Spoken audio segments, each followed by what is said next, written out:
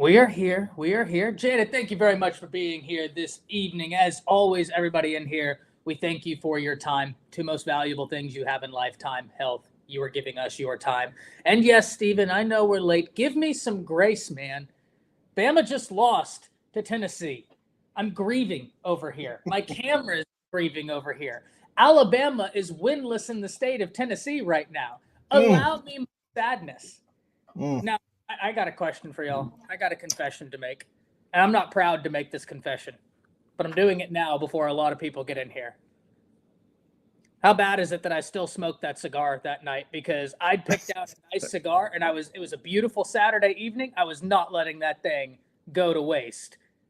I was Listen, I ain't even mad at you, dog. Listen, I do a thing on Facebook. Dog fans know I say dogs win, dogs drink, and I post a drink. When we lost to Alabama, I say dogs lost, but I still need my drink, so I posted a drink anyway. Yeah, Heck, listen, man. I know I probably broke a cardinal rule, but we'd already lost the game. I had a nice Placencia that I had been saving for this occasion. And I was like, you know what? I've been staring at this bad boy all day. I know it's good. It's my favorite cigar in the world. I went on ahead, gave that bad boy a nice V cut, and lit up. Watched the Penguin and carried on with my Saturday night. But Keen, if he says, console me, I had a bad accident Saturday night. I accidentally watched the Bama game. I was really worried about you there for a second there, man. I was actually really worried. Steven says, who is more broken, Bama fans or OU fans? I honestly, and you're not going to like this, Steven, OU. Yeah. And let me tell you why. Bama just lost the GOAT. And before the season, if you were watching this channel, which I know you were, I had said there was a very real possibility 9-3 was a reality for Yeah. Alabama. Now, I also said the flip side of that is, hey, this team is talented. They could go all the way, but 9-3 is also very realistic. Some teams are very good. Bama is playing all over the place, but gentlemen, we're going to dive into it all tonight. Coach I, how are you? I'm doing good, man. Listen, doing good. Just fresh off a Longhorn Steakhouse, eating some steer. You know what I'm saying? Good. That's foul. Horns down. Listen, That's foul. Nah, that's for Stephen G and the OU fans in the comments. They wanted us to do it last Tuesday, but we had a lot going on the respective hedges. But yeah, man. Hey, it looked like a good atmosphere, man, and good win. So I'm feeling good. I'm feeling good. I still don't feel good about Carson Beck giving the ball to the other team, though. But we'll talk about that later. Yeah, that's the one caveat with your offense, but that Georgia rush attack showed up for the first time this year in an environment that like you had to have it. Love to see that for y'all. Very talented running back. Coach Shawn, how are you? I'm good, man. About well as you can be, considering. Shout out to Janet. Shout out to my girl Janet. About well as you can be, man. Considering, um, you know, if you watch the game the way I watch the game, you have no choice but to accept it. I mean, you know, I tell people all the time. I work with these guys that build cars, like they love to build cars. That's their hobby or whatever the case may be. Shout out to Travel Peniel Sportscast, and I tell the guys it's as if you were watching a competition of building cars and you're watching one person not put the pistons in when he's building the motor. Like nobody else that don't understand don't see it, but you building cars, you see it. So if you see it, if you're watching it, when the car gets the race and the car that you watching don't win, are you surprised? You know what I mean? Like it is what it is, brothers. You know what I mean? Right. It On to the is what it next. is. Yeah. Let's kick it off with this one, guys. Let's have a little bit of a conversation about this, and then I do want to cut a video in this live, but when we get to that point, y'all will know that's where it'll be a little bit less interactive. We'll cut about a 10-minute video talking about the injury news for Alabama, which we'll go ahead and address it. Keon Sab. I always say I'm not the one that's going to divulge what the injury is. I just know it's a foot injury. And it's bad enough to where Coach DeBoer said he's going to be down for a few weeks. It's not the news you want at all. Alabama's secondary and Alabama's defense, for the most part, they played good Saturday. Right. You They were going did. up. You were going up against one of the best rushing attacks in the nation, certainly one of the best in the SEC. And yes, Tennessee's offense hasn't been there, but I think everybody here is kind of, I mean, I shouldn't speak for everybody. I was of the mindset that that's a ticking time bomb offense. Like, yeah, they're not clicking right now, but don't let them hang around longer than need be, because it's not going to go well. Well, Alabama let them hang around. Coach I'm interested in your thoughts on this, because this is one of the things I said after the game. Because some people were like, oh, well, the defense gave up 200 yards on the ground. You're right. A lot of that was a few big plays. Dylan Sampson, explosive young man. I think he topped out at 22 point something miles per hour. If he gets past your first line, good luck, right? That's a dude. But this was my thought on this, Coach Football is a game of inches. It's a game of X's and O's. It's a game of Jimmys and Joes. But it is also a game of momentum. Mm-hmm. Alabama's defense created momentum. Alabama's offense killed momentum. Fair or unfair? I'm gonna say fair. That's part of that complementary football we're talking about. You can't have a good defensive series just to turn around and go 3 and out, or give the ball back to Tennessee, or you know what I'm saying, doing something like that. So you can kill momentum with your offense or defense, depending on which side of the ball didn't play good. But I think that's a fair statement. Coach Shawn, fair or unfair? I say fair, because all I can tell you is in the third quarter, Tennessee still had 0. Right. That's just all I can tell you. I mean, sure, they exploded, when they came out and actually started running the football. But if you got Tennessee in the third quarter still 7-0, you really can't ask for much more. Bruh, you hold Tennessee to 17 points or 24 points. See, this Tennessee team, I think you got a good shot at winning anyway. Yeah. 3 turnovers as well. And you didn't get points off of any of them. Now, I'm going to tell y'all something, and this is shout out to Clint Lamb. I said this in my video today. But I do want to give credit where it is due. So shout out to Clint Lamb on this. And DSGB says, love Ryan Williams. Got to at least attempt to block. Justice would got the. You know the craziest thing, DSGB? I had tweeted maybe 20 minutes before that for a young guy, Ryan Williams blocking was really good. Because for a lot of that game, there was a few critical plays where he was getting after it, like really blocking. And then 2 critical missed blocks. That's being a young player. That is what it is. But you're not wrong, right? But that's the crazy thing, man. And then says, Coach Shawn, can this team win out if they clean up the penalties? Coach Shawn already answered saying they can. I agree, they can. But this is one thing I want everybody to remember. In 2022 and 2023, Alabama was in the 120s in penalties. Right. This has been a problem since before DeBoer got here. This was a problem under Saban. I don't know the solution, but yeah. Moving on to what I was about to say, shout out to Clint Lamb for these stats. Clint Lamb over on Crimson Cover. Unbelievable content. Definitely one of the guys and Alabama, like Georgia, very blessed with great professionals who covered their team. I put Clint Lamb up there with any of them. He did this breakdown. And this, Coach I don't know if you've seen this, but I'm so excited that I didn't tell you this beforehand. And I hope you haven't, because I want to see your live reaction to this. For everybody that's in here, there's no script. These guys, they have a rough idea of what we're going to talk about. There's no script. So Bama's 4 tries after getting to 17, after Tennessee got to 17 points, okay? They had a drive that was 3 plays for 4 yards for a punt. Another one that was 3 plays, -2 yards, punt. 4 plays, 1 yard, loss of down. And really, that's whenever there was that penalty that took them back 15 yards. So, And then 1 play, 0 yards, interception. You had 4 opportunities, and you gained 3 yards. I get it. Tennessee's got a great defense. That's unacceptable. Coach what's your thoughts when I tell you that? Listen, I caught the highlights, so I want to know that possession or those possessions in a row. Were we not trying to run the ball? Nope. Jalen threw it 27 times in the first half. Listen, and to that, because I want to answer that question and follow up with the question for everybody.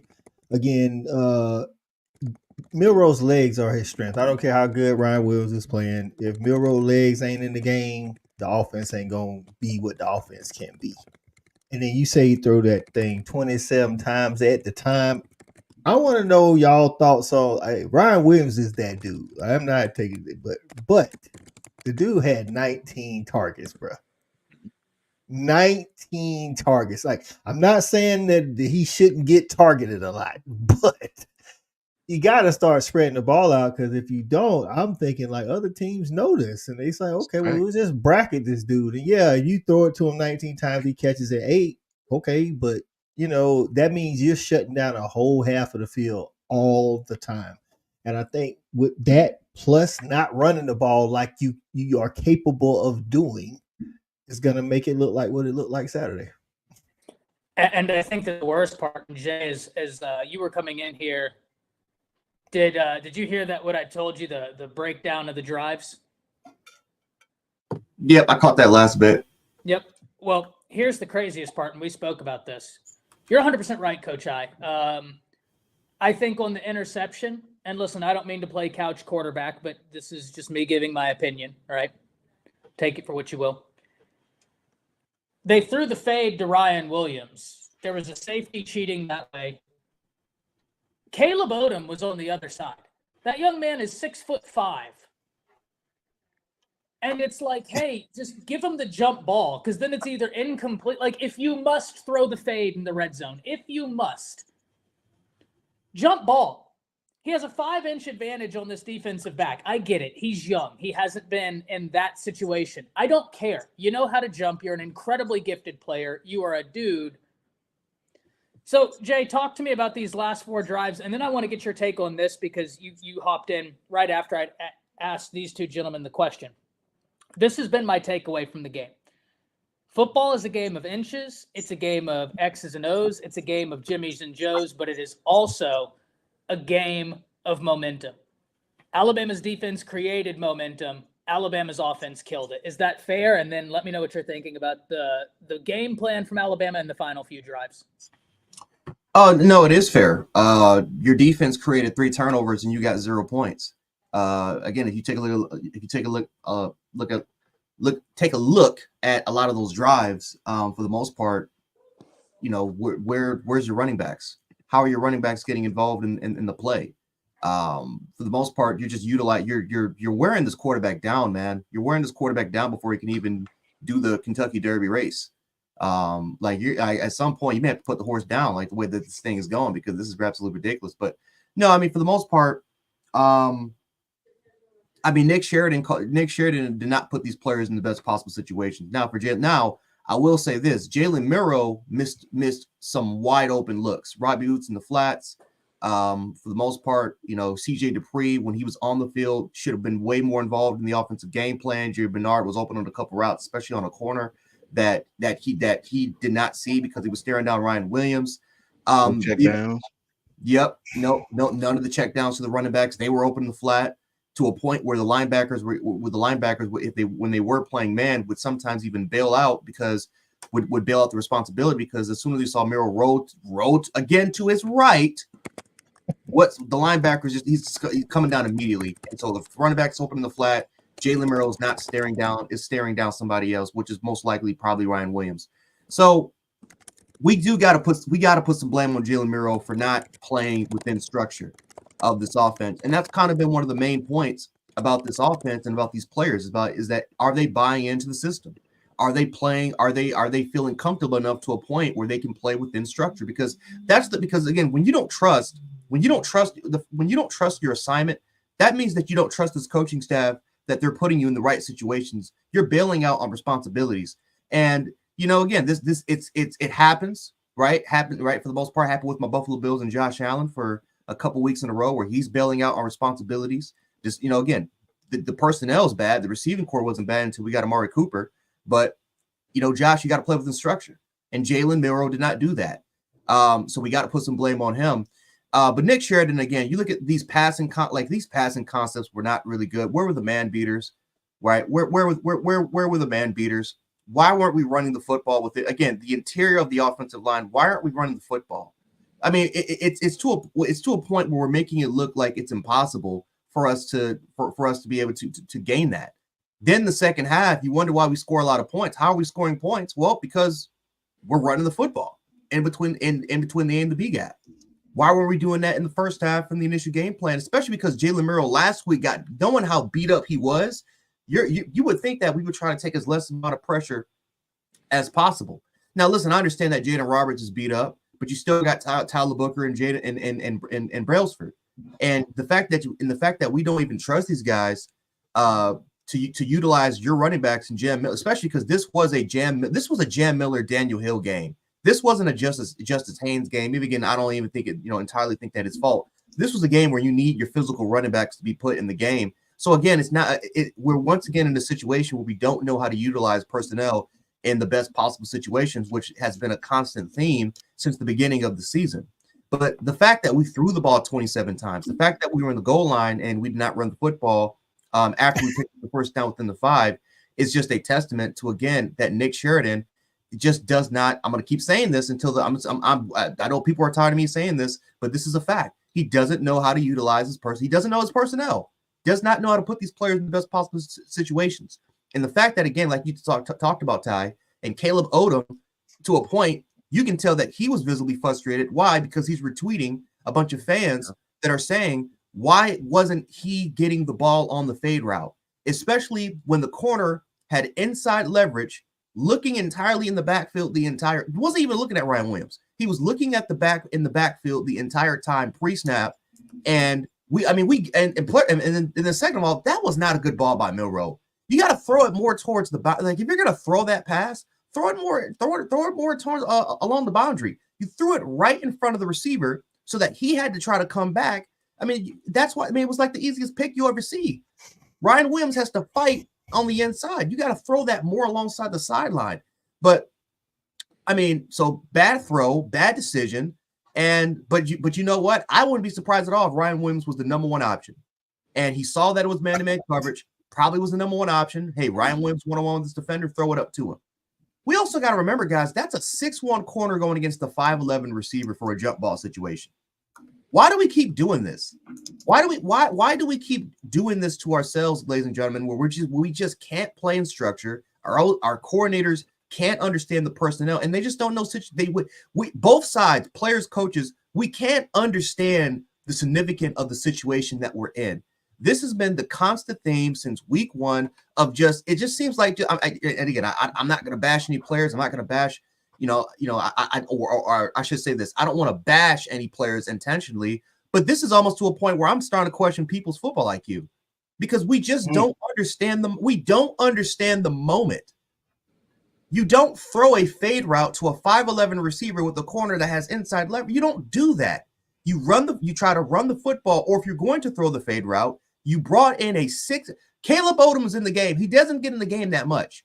But when he is in the game, he is playing. He is in a lot of our goal line packages. He is there for a reason. You throw the ball to your 6'5", 225-pound, former converted tight end to receiver against, by the way, he went up against a 5'10" corner.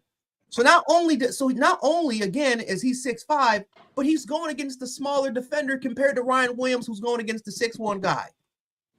It just doesn't make any sense, ladies and gentlemen. But like I said, worst case scenario, you're kicking a field goal, and you could have used those 3 points going into the second half. The score should have been 10-0. But the fact that we couldn't capitalize on three turnovers, which resulted in 0 points, that is a testament to this football team, ladies and gentlemen. It's a testament to this football team.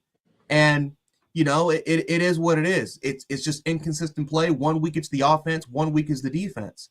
And, I talked about this, made a video about it. It's just like you just wake up the next day and it's just the realization that this is, again, we're not a great football team. I think that we're a good football team. I think we have a lot of talent that we're still trying to figure out. I think these coaches are still trying to figure out, are still trying to figure it out. But I'm not even thinking about playoffs anymore. I'm just trying to think about what can we do to get better. What can we do to get better as a football team? Because right now, man, I mean, again, throw playoffs out the window. We're not winning in LSU. I'm just gonna tell you that right now. I don't care what people call me. We're not winning in Baton Rouge. If we can't even take advantage of the weakness of Tennessee's offensive personnel, we're definitely not doing that with LSU's, because if our offense can't figure it out, then I can guarantee you that LSU's offense will figure it out extremely quickly. But I feel bad for this defense. I feel bad for Kane. I honestly feel bad for Kane Womack. This was probably one of his best coach, if not his best coach defensive game. He followed the game plan to a T, what you were supposed to do to stop him. You make Nico work post snap. You take away a lot of his pre-snap options. You eliminate the run game, and you force Nico to beat you with his arm. You force Nico, because I'm telling you, he's going to make some throws, but he is a first-year starter. He's going to make a lot of mistakes, and that's exactly what he did. And even with the hobbled secondary, we still were able to find a way to make crucial stops in crucial situations. The last couple drives, ladies and gentlemen, I'll talk about that later. I'll talk about that later, because even that, again, we still didn't understand the moment in terms of putting our defense in bad situations. I'll talk about that later again in terms of bad game management for your head football coach. But it is what it is. We're 5-2. We deserve to be 5-2. And now we're in a situation where you have to win every game. If you want to make the playoffs, if you even want to have a shot of making the playoffs, you got to go 10-2. Otherwise, you can save a bite of that, and we can move on to next season. Because I hardly doubt that these players, especially with how bad I believe this culture is, I hardly doubt that we're going to have a similar situation in 2022 where all of the players don't opt out and play in the Sugar Bowl. I hardly doubt that situation is going to be coming when we're going to be playing in a lesser bowl game. Yeah, listen, you have to win out. Luckily for Alabama, it's a situation where LSU is ranked highly. So if you can go into Baton Rouge and get that win, you got to win out. You have a favorable win there. You'd have the win over Georgia, and then you just got to hope that things shake your way. So can they do it? I believe they can. But Jance, to your point, they aren't going to do it unless things improve, right? Like, that's just the truth of the matter. Coach Shawn, talk to me. Listen, man, the truth is in the details, man. I'm not one of those dudes that can be controlled telling me what kind of fan I am. You know what I mean? I ain't fanned out to the point where I'm going to tell a lie. You know what I'm saying? And everything is great and gold and crimson. My farts are crimson. Damn, all that corny shit stuff. Excuse me. Here's the truth, bro. You know what I'm saying? Here's the truth. The truth is, I don't think this coaching staff is comfortable running the ball. One thing about offense, I coached offense for 5.5, almost 6 years. And Coach Al, when she was on here, he can tell you the same thing. When we coach offense, one thing about it, man, every offensive coordinator at whatever level, high school, college, always has comfortability in doing certain things. Even when it's a down and distance that might be tough, you always go back to what you're comfortable with. These guys are very comfortable throwing the ball all over the yard, right? I get it. Pac-12 guys, a lot of pass concepts. I used to coach with a dude named Zeke. Trevor Peniel, if you in here, Zeke used to be just like that. Zeke used to throw the ball all over the field, 3rd and 2. We in empty set, throwing the ball. Like, what are you doing? Like, because he was a receiver, he just enjoyed throwing the ball. Like, that was his thing. But here's the thing with this SEC, bro. SEC, you got to at least try to be balanced. You have to try to be balanced. How did we get up on Georgia? You know how we got up on Georgia? Everybody like, why we can't go back to playing like we did? Let me explain something to you really quickly, and I'll be brief. We got up on Georgia because Georgia had no film study of what the hell Coach DeBoer was going to do. All he had was Washington. We don't run the same offense they run in Washington. So Kirby was out there practicing in the blind, actually. A lot of those things Kirby had never seen before from our Alabama football team. A lot of those pre-snap motion plays and those misdirectional things, Kirby couldn't practice for that. That's how we were able to get out so fast. You see, when Kirby went back in and adjusted, they didn't squeeze the middle anymore. It was just to keep us from the outside. We struggled. We struggled to throw the ball. We struggled to run the ball. Outside of a great play made by Ryan, we didn't do a damn thing in that second half. We really hadn't done a damn thing since that first half of Georgia. You know what I mean? The truth is, these offensive coordinators don't have a clue about game script in the SEC. They just don't. It's been proven, bro. I'm not just going back one game. Don't make me take you back to the Western Kentucky game. Don't make me take you back to that. Under no circumstance should Jalen Milroe have 27 pass attempts in one half of football. Under no circumstance. How in the hell you gonna win a game like that? 27. I don't even care if you completing them. What kind of game script is that, brother, for that man to have to throw the ball 27? And remember this, the man dropped back. As far as dropbacks, he dropped back 50 times. He threw the ball 45 of them. The other 5, he just took off running. 50 dropbacks, man. How do you expect to win on the road with that type of game script? It got so easily and predictable that Tennessee wasn't even squeezing the middle in the second half no more. They just wasn't. They was playing zone, linebackers playing free. We still was throwing the ball, Didn't attempt to run the ball until we came out the second half. We drove right down the field. It was a time we was in shotgun, empty, 3rd and 2 on the 9 yard line. I just don't understand, bro. You can't tell me that is normal game script. It's just not. If you look at the stats right now, Jam Miller had 12 carries, right? Most of them in the second half. Justice had 8 carries. Jalen Milroe had 14 carries for 11 yards, man. Right? That tell you that somewhere during the flow of the game, the offense lost its way. And as far as the offensive line, when you're trying to pass block every single play, you're going to lose chemistry like that. Offensive lineman, you can't get in the rhythm as an offense pass blocking every single last play. Run blocking, any offensive lineman will tell you, you get in chemistry, you get in rhythm by running the football, man. And these coaches, just in my humble opinion, they aren't patient enough for the run. They just not. They'll run the ball. I'm gonna read you a quote Coach DeBoer said. If this don't tell you what I've been saying for 3 or 4 episodes, I don't know what to tell you. The guy's telling you, he said, you're trying to stay patient, even at the end. Not the last drive, but the second to last drive. We tried to stay with it, meaning the run game. And you put one play on the top of another play, and if you can move the ball downfield, so be it. But when you don't have explosives, it's too hard to stack plays the whole length of the field. You have to have some sort of explosive play. So what he's saying is we got to throw the ball. And maybe sometimes you do. But if the running game is picking up 5 yards, 6 yards, 3 yards, 8 yards, 7 yards, 4 yards, then you stick with that, especially when you're only up 7-0 going into the third quarter. The game script that these guys are putting on the field is not going to win you a lot of games in the SEC. It's just not, man. You can't go out there with Jalen Milroe, turning him into Michael Penix. This is not Michael Penix, man. I'm sorry. We don't have Roma Dunze on one side, the other 2 dudes on the other side. You got to run the football in this league, man. You know why Texas has won so many games? You know why Georgia's won so many games? Because regardless of who won between them, both of those teams know who they are. They have an identity.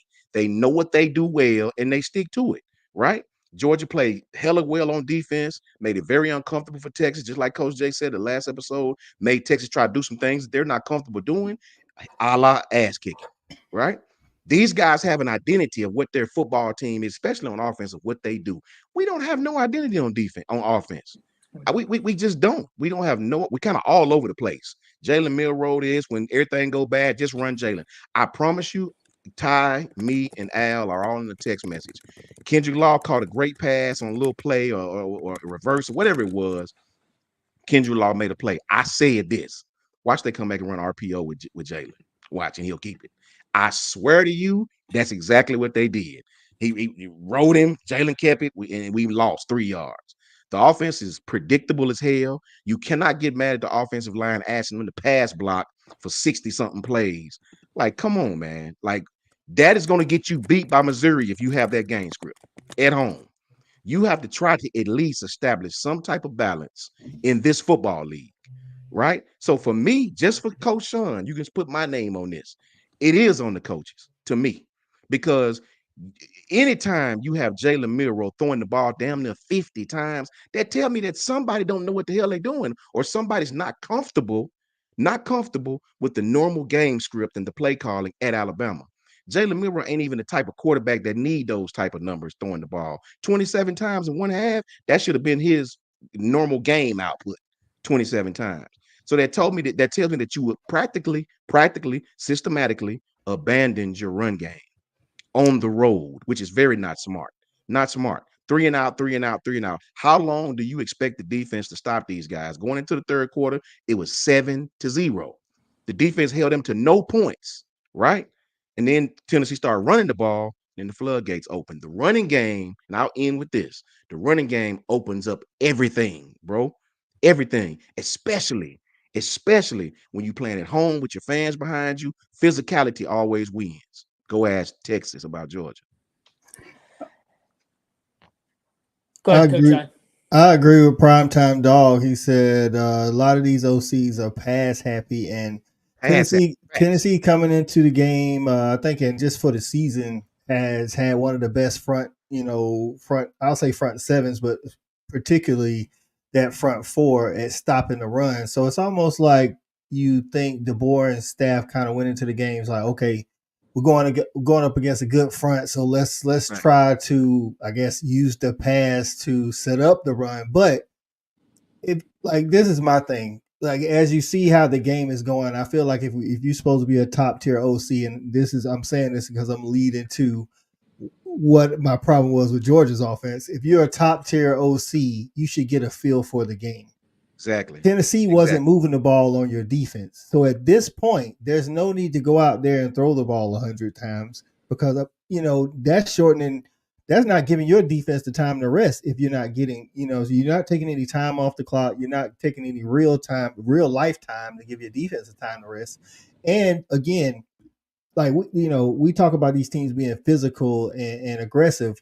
Coach Shawn said it. Offensive linemen, for them to be physical and aggressive, they need to run block. That's when they get to hunt. They get to hunt by what does it also blocking. do, though, Coach I? Tell them what it does. You go up against a physical defensive front like Tennessee, you lean on him. What did Tennessee Fury do to Deontay Wilder, their second fight? He leaned on him. And then when it was time to tee off, pop, pop, boom, out. That's what you do. I mean, you lean on them. You lean on, even if you're not getting yards, you're using up clock. You're giving your defense a chance to rest, and you're taking energy away from that front four that Tennessee has. And then as the game goes on, like a lot of times they'll be like, "Oh, the running back gets stronger as the game goes on." That's true sometimes, but sometimes it's just that their defensive line is tired of having to deal with that the whole game. So now 2 yards turns into 4 yards, 4 yards turns into 6 yards.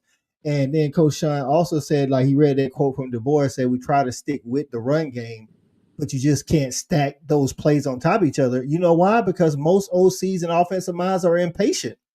Very impatient. You don't have to have explosives to beat somebody. You know what I'm saying? Listen, man, if you getting 4 yards a pop, guess what? 4 that's 12. First down. If you get the ball, throw it. If it goes through, if they kick off to you or punt to you, whatever it is, you got the ball on the 20-yard line. That's 80 yards. You need 8 first downs. That's a touchdown. Let me sound like 4 yards all the way down. Keep the ball the whole half. Beat somebody 7-0. But I don't think that's sexy enough for some of these coaches to win 10-3, 17-10. It's like they got to have the explosives. It's nice to have the explosives if you can't do nothing else. But again, that Alabama's defense was playing good enough that you can lean on the run. Plus, you got Jalen Milroe. Like, he's the best. Like, him and Karen Ward, like the best dual threat quarterbacks in the nation. It's like, why not use him? Yeah, I do get after it. I'm like that gif of the cat on the keyboard, just slapping it. But I wanted to talk about this right here, right? Because Brandon Abercrombie saying this loss has nothing to do with the OC. Milroe fumbled the bag. Guys were running wide open. Listen, there were times where there were guys open. Sure. I grant you that. One of the last drives of the game, Ryan Williams had nothing but time and opportunity in front of him, and Milroe missed him by a country mile. But Brandon, if that is true, and Milroe was off, right? Like, Milroe was off that game. That's true. I love Milroe as much as anybody. He was off.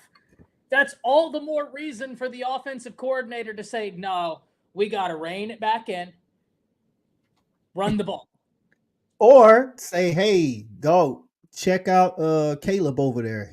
He got a favorable matchup. He gets 15 seconds into the play with the helmet comms. I mean, yes, Jalen Milroe fumbled. He didn't play his game, but as a OC, you gotta say, yo, man, 19 targets, dog. Like Ryan's good, dog, but we got other players. They was four stars too, dog. Let's give them a chance. You know, they was let's give them a chance. Let's turn around and hand that thing off. You know what I'm saying? To Justice and Richard Young and Jam Miller. Y'all got to stay exactly. That's the offensive coordinator. And if you want to say, oh well, they're calling RPOs and he's pulling it and trying to run it himself, then it's up to the offensive coordinator to say, no, this is a straight run play. Let's lean on it. And Let me ask him a question, Ty. Can I ask him a question? Offensive coordinators call plays. We in the red zone. They playing zone, dropping back. We going 5 wide, empty on 3rd and 2.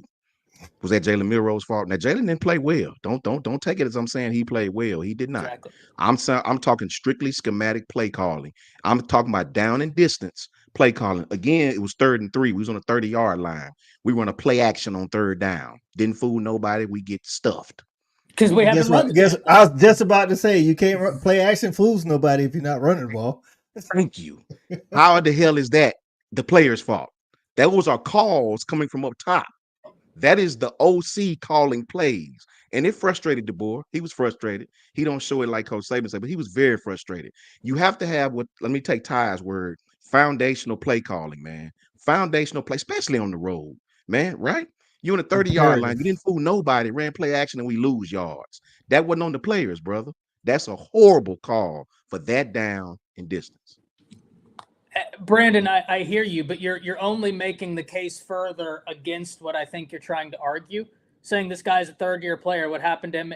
If he's struggling, if he's rattled, one, I don't think that like you on the road, bro. Quarterbacks are just making these checks as a lot of people think. Bama fans got spoiled with Bryce Young. Especially not on the road, Ty, in Tennessee. It's too loud to make those checks all the time. Right. Make no checks in front of he's getting the call. He's getting the call. Like go back, Brandon. Go back and watch the game. He's getting the call with 14 or 13 seconds left, and then he has to go out there and make pre-snap adjustments, make adjustments to the protection. The offensive line was struggling to make the protection because of the amount of limited time they have. That's why Milroe and offensive go back. Look at those offensive linemen looking back, and Milroe's trying to point out like, hey, you have this man, or you have this sort of responsibility. He's trying to make the checks to the receivers, and you have 4, 3, 2 seconds. That's why we kept getting delay of games. That's why we kept getting starts. We had 10 pre-snap penalties because of how loud the environment was. But at the same time, Nick Sheridan, you have to get the play call faster. You got to get it out faster in order for Milroe to understand that. That's why because especially if you keep seeing that pre-snap, that we keep having pre-snap penalties, and a lot of it has to do with communication, that even goes against the coach even further because that's your job to fix it. Exactly. Exactly. And I agree with Shawn right here. Yeah, no, and this is where I 1,000% agree with Shotty. Earlier when Shotty was saying, you know, this team doesn't have discipline under DeBoer, I kind of disagree with Shotty because we were 129th in penalties in 2022, 128th in penalties in 2023. We've been one of the top 5 most penalized teams in Division I college football for the last 3 years. And yeah, the Kendrick Law thing was bad. Wasn't it 2 years ago we had players trying to fight Mississippi State players after the game? So like we had a player fight a coach on the sideline in the national championship.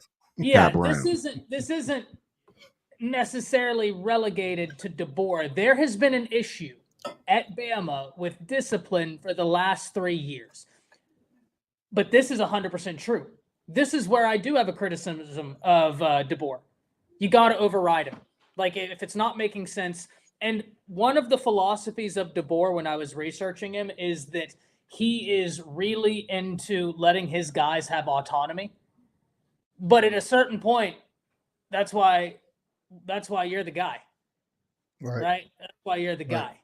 Right. New OC for him. And I know he's trying to give him a little leeway, but, you know, when you Bama in Tennessee and it's the 3rd Saturday of October, dog. Like at some point you at halftime, like, yo, bro, like we throwing the ball too much. Like, what are we doing? Like, figure it out.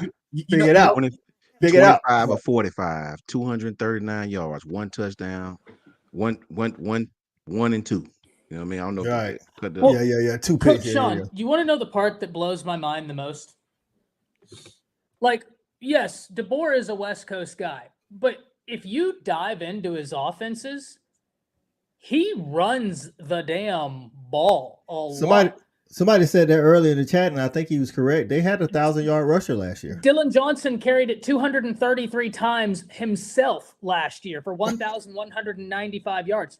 They had 411 rushing attempts last year. To give you perspective, the leading rusher for Alabama right now, that's a running back, has 63 carries. Like, That's inexcusable. That's inexcusable, brother. there has been a complete differentiation. And I get it. We can say it was Penix's offense, but that's why I'm confused, is because they have ran the ball. And this year, they're just not. We go back to 2022, and in 2022, Washington didn't have a guy, right? Like, Dylan Johnson wasn't there. Jance, if you would, because you know the guy's name, Wayne Tualiapapa, is that? Yeah, the Samoan. Yes. He had 140 carries.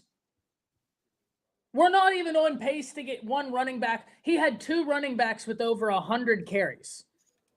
The third running back had 45. Bama's not getting two running backs to 100 carries this year unless something drastically changes. Right? So it is what it is. Terry says, is this the Silly Bama show? We talk all of college football, Terry, but right now we're deep into a conversation. Right. There's real things being discussed here. So man, you gotta figure this ish out. Yeah, you're free to chill. If you don't like it, well, listen. There's, it's all love. We're just mid conversation. Yeah. I think some of this could be, again, with DeBoer, he's always had the same OC as well.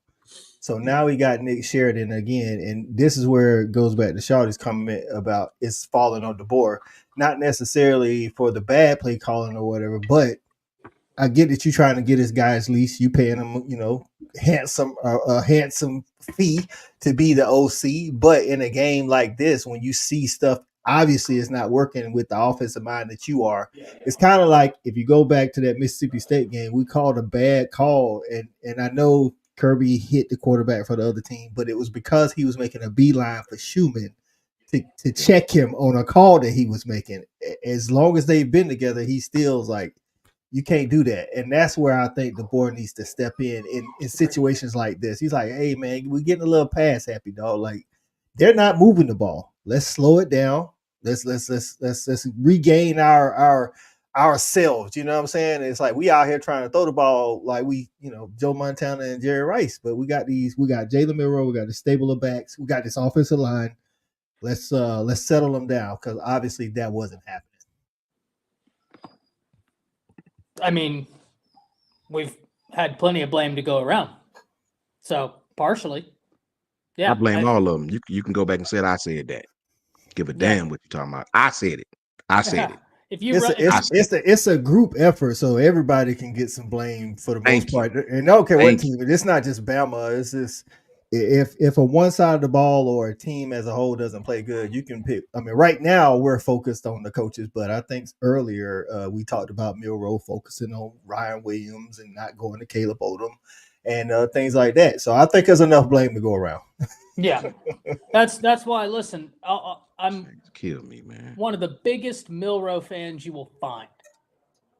I still am. That's not going to change, right? He was the guy that when Saban retired, walked into the facility and said, "I'm not leaving. I'm here." Thanks. I can't express my appreciation for that, but I can also be honest and say he didn't have a good game. Right. I can be honest and say the offensive coordinator who's watching his quarterback in a very hostile environment not put it together didn't give him any help, and they let him throw the ball 27 times in one half. Can I repeat what Kirby Smart said, Ty? Yes, go ahead. Kirby Smart, after the game, after they went to Texas on the road and physically whipped Texas on both lines of scrimmage, wasn't out there trying to play cute ball. They wasn't shooting, distraction foot. They wasn't doing none of that cutesy stuff. Kirby said, we don't give a damn about the superstar stuff. We don't care about that. We came here to eat. And they went out there and they played Georgia football. When I say Georgia football, I mean What they do best is what they done. They didn't allow Texas to take them out of their game script. You gonna have to stop us. You know what we gonna do. The film don't lie. Stop us. You know what I mean? That's what good coaches do, man. They don't worry about what you do. They mix in some things, especially if on the road. But you don't go out there and you're not playing 21, bro. You're just winging it out there. No, no, bro. And that's what I respect about it. He pretty much said without saying it, he was taking a shot at all these prima donnas all over college football, right? And it's the truth. We don't give a damn about your superstar. We coming out here to eat. We coming out here to win this football game, and that's what they done, right? They knew exactly what they wanted to do, and they did it. And you got to give credit what's credit is due. Yeah, 100%. Guys, we're going to talk about one more Bama topic, and this is where we are going to cut a video. So for those of you in the chat, your unbelievable conversations happening in there. For about the next 10 minutes, we're in the process of cutting a video. So if I'm not as interactive as usual, that's why. We will get back to it as normal. But ladies and gentlemen, Alabama got terrible injury news today for a guy that this defense has relied on, a guy that's in a portion of this defense that's already thin, and that's the secondary. As Keon Sabb has announced that he is going to be down with injury for quite some time. Gentlemen, this is not ideal. Like I just alluded to, Alabama already very young there. You have Damani Jackson, who's probably outside of Malachi Moore, the most senior player, and even he hasn't played a lot of football games. It's a group that's been showcasing some of their ability, but they're also learning in the fire. And now one of the guys that has been a great addition via the portal goes down, and we have to talk about what comes next for Alabama. If you are watching this and you are not in the live, be sure to hop down to the comments. Let me know what you're thinking about this injury. What do you believe Alabama does, and how does this affect them going forward? Coach I want to start with you. What was your thought when you heard that Alabama's secondary, a secondary that we've talked about this a lot, already youthful, Right. just had one of their guys go down, and especially at that safety position? Listen, going against Missouri and Brady, what's his name? Brady Cook, and then you got LSU and Nussmeier. I think this is a huge blow because I feel like, of course, Starks and Caleb Downs coming into the season, obviously the two top dogs at safety, but Keon Sabb, the way he played at Michigan, wasn't far behind. And to get him out of the portal, I felt like that was a key pickup in the offseason to replace somebody like a Caleb Downs. And he's actually been playing better than I thought he would play, up until this point. So I think that's a key loss. I don't know who you guys got behind him, but going against those two teams, both the Tigers, I think that defensive front, that puts a lot of more pressure on that defensive front to get pressure on the quarterback, which again, they did well against Tennessee. So you're going to need more of that going forward.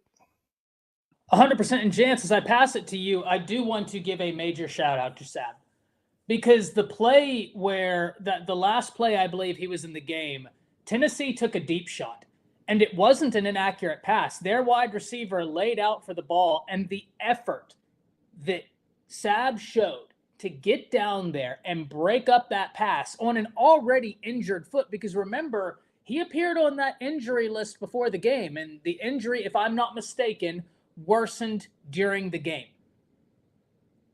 To get down there and break up the pass showed nothing but pure heart. Yes, we can talk about the athleticism, and I can go on for days about that. But the heart that he showed playing injured in this game, especially on that play, you could tell.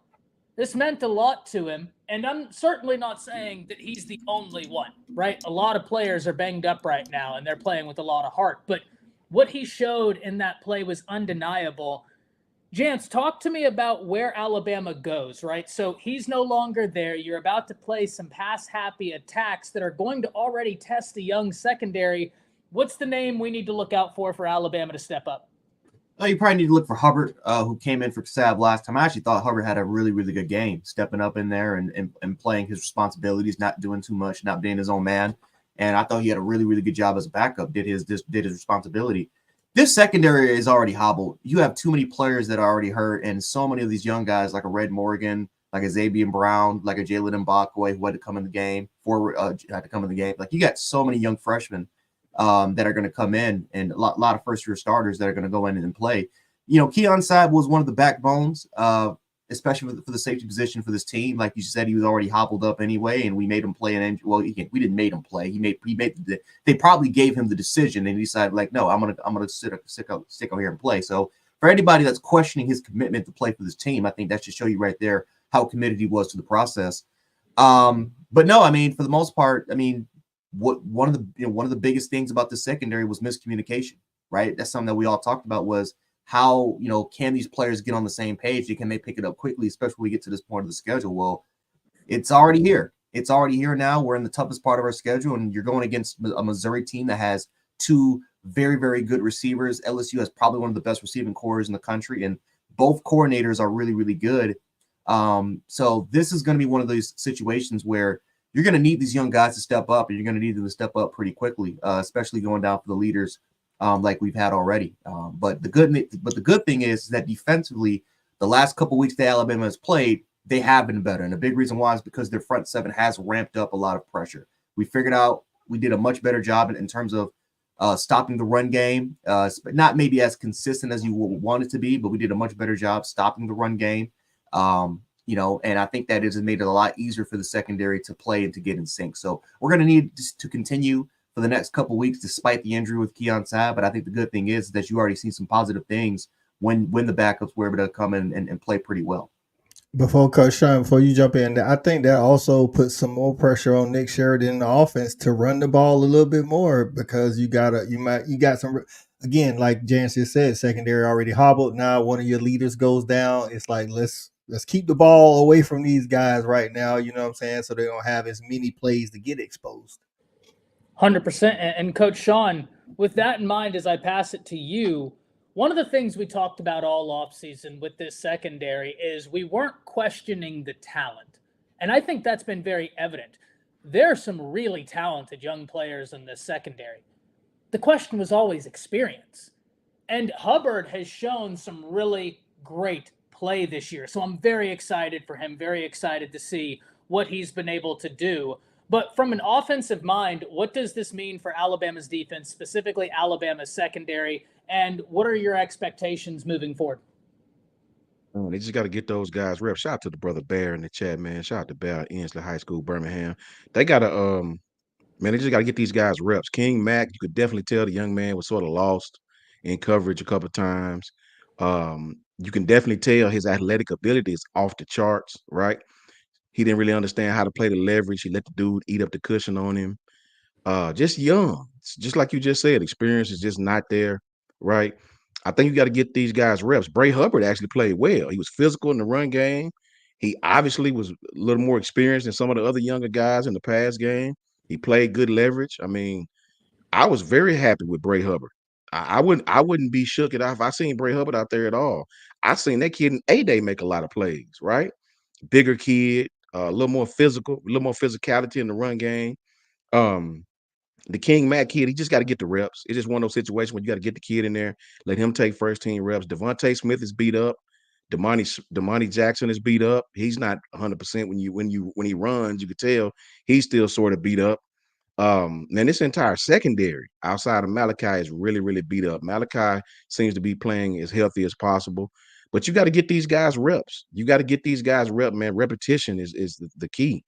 They need to take all the reps, the repetition, getting them comfortable, getting them in the film room. You just got to get them prepared to play. They're young, they're gonna make mistakes. But I wasn't upset with Bray Hubbard at all. I actually like the way Bray played. Devontae Smith is beat up. I don't know the status of him. Seems like he's been beat up every game. Seems like he get hurt at some point during every game. So I'm not sure he's been healthy from the onset. But it's just repetition. You got to get these guys ready to play the next opponent. These guys are going to challenge you downfield. Missouri's offense actually run a lot of the same things we do as far as misdirectional plays. They'll even pin and pull at times. These guys will throw the ball over your head. I can imagine Eli Drinkwitz is going to test our secondary. But the one thing about Eli and that Gus Malzahn type, he's not going to do it recklessly, if that makes any sense. Eli set it up perfectly. He'll set it up, man. They got a veteran quarterback back there. They got, Luther Burden and the other young man These guys will set it up perfectly, man. They'll set it up with the run, they'll play action you, and they'll try to go over your head, accurately. So you just got to get these guys reps. They need to take as many reps as possible, film study as possible, and let them go out there and play. That's really all you can do in this situation. Love it. And I agree, guys. I think Bray Hubbard is the name to know. Can't stress how much I hate this for Sab. He was playing really good football, going out there, laying it on the line for Alabama. And the fact that he showed up on the injury report the week before, played the game, and then played in the manner he did. I mean, he was having a great game. He and Malachi Moore caused that first fumble where he had a great form tackle. Malachi Moore came in there, ripped the ball out. And then the way he tracked down that receiver with a hurt foot. We can talk about the athleticism, and that's a conversation we should have. But I think that the heart is something that needs to be pointed out, because that's a young man that was showing you he believes in Crimson, and he was laying it all out there. Hop down to the comments. Let us know what you're thinking about this injury. Let us know if you're excited for Bray Hubbard to go in there. As all the gentlemen on the panel have said, every time you've seen him, played real high-quality football. Excited for him to get this opportunity, even though I'm incredibly sad at how the opportunity came. Never want to see anybody get injured. Speedy recovery to Sab, and can't wait to hear your thoughts on this as Alabama looks towards Missouri. That's it. See ya. All right, so for those of you in here, you just saw a video get cut live. Nicole, I apologize that I didn't acknowledge you in here. I saw the message, but we were mid-video cutting right there, and so that's why I'd said, I think right before you came in here, if we're not as interactive as normal, this is why. Back to the interaction, as is scheduled. Guys, we've talked enough about Alabama. We've talked enough about this. There's another gentleman on this panel who, listen, makes me feel better about Alabama every time I talk to him. And he's done so again tonight. But now it's time for him to get his flowers. Coach I, your Georgia Bulldogs go on the road, and you don't just get a win. Coach Shawn, do I have permission, without being copyright, to utilize your slogan? Absolutely. Y'all didn't just get a win.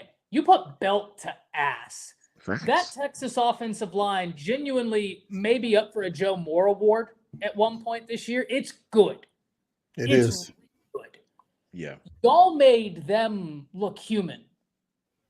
And there's a play circulating on social media where your interior defensive linemen shoot out and the two linebackers walk. I get chills when I watch that. Right. Talk Right. to us. Talk to Hey. us, Coach I. Huge win. Shout out for Shoeman for that. That was on that fourth down play. The second to last time Alabama had the ball. I mean, Texas had the ball. We went from a odd man front and stemmed to an even man front from 3 to 6 and sent everybody.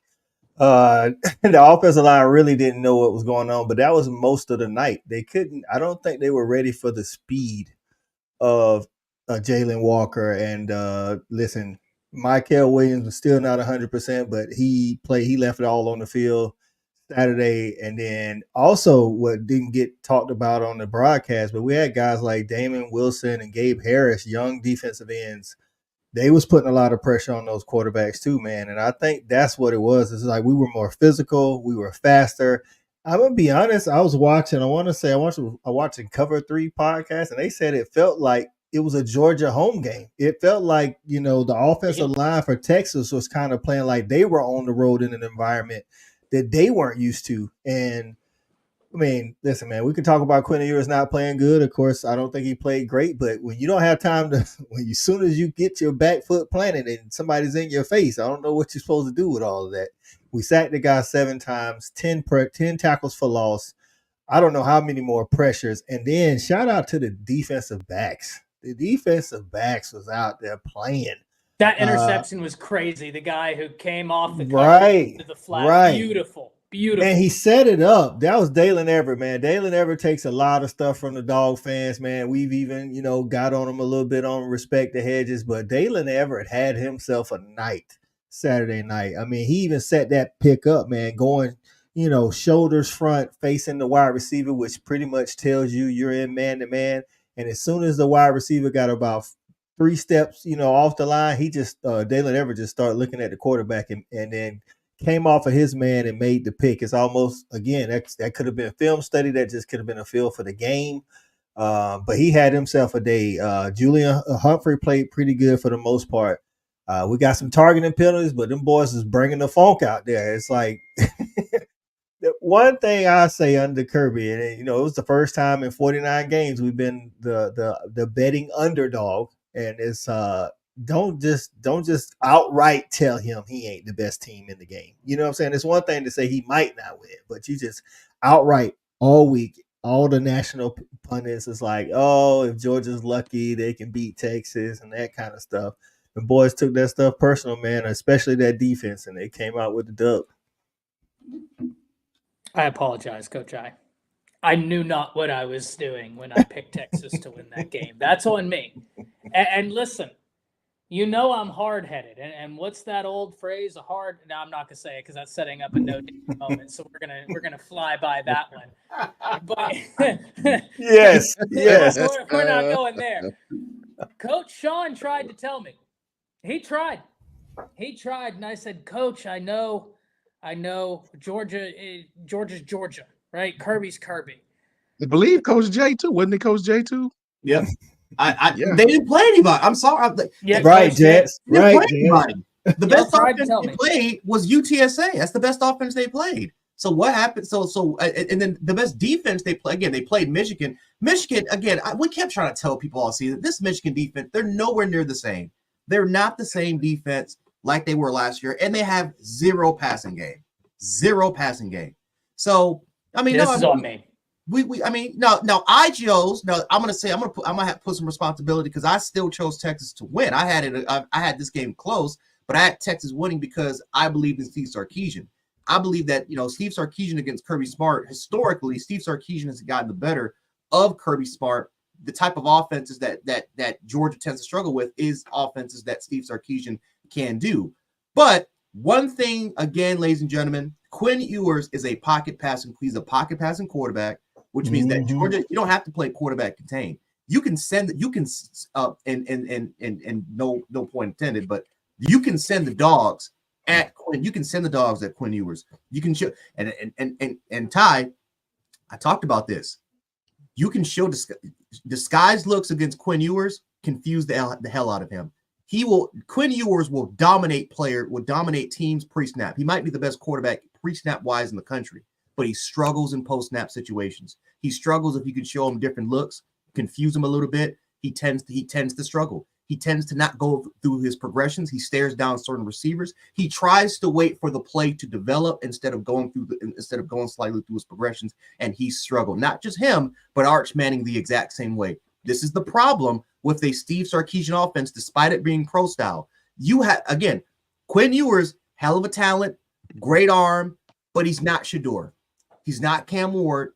And Carson Beck had a couple interceptions, but even Carson Beck can do this. Carson Beck's a full read guy. He's not going to just sit and wait for one or two. He can go through all four. Quinn Ewers is too slow at doing it. Arch Manning doesn't do it at all because he's a true freshman. But this is the problem with a Steve Sarkisian offense, is that when you go against these sort of defenses that are not equipped that doesn't have the physical tools to stop you, this is the result that you are going to get. Georgia's athleticism and their intelligence were able to dominate and smother this Steve Sarkisian offense. Now, I got to give a lot of credit to Steve Sarkisian because he made adjustments. He was able to make adjustments, and he was able to set things a lot easier for Quinn Ewers and this offense to operate. They ran a lot of underneath. They ran some flood concepts. They ran some daggers. They ran a lot of level concepts. And then their defense, just, again, great. Got to give some credit to Pete Kwiatkowski. As I know, I mispronounced that name. It is what. No, I think you got it. PK. Pete Kwiatkowski. Okay, well, yep. I got to give a lot of credit to PK for also going in the second half, making adjustments and stopping this Georgia. Carson Beck has a problem in terms of getting confused by this. He also has an issue getting confused with disguised coverages. I have no idea why, because Carson Beck's a full read guy. He can go through his progressions, but it's like if you show some split coverage, he's going to get confused. I don't know why Carson Beck at this level is getting is getting that sort of confusion. But again, he almost put Texas in a position where they almost pulled the Georgia against Alabama. Texas was on their way to scoring, but you got to give a lot of credit to Georgia's defensive line. They were, especially their edge rushers, Mike Hill-Williams, Jalen Walker. They went up against 2 potential first-round tackles and killed them. I mean, those are first-round dudes and killed them all night.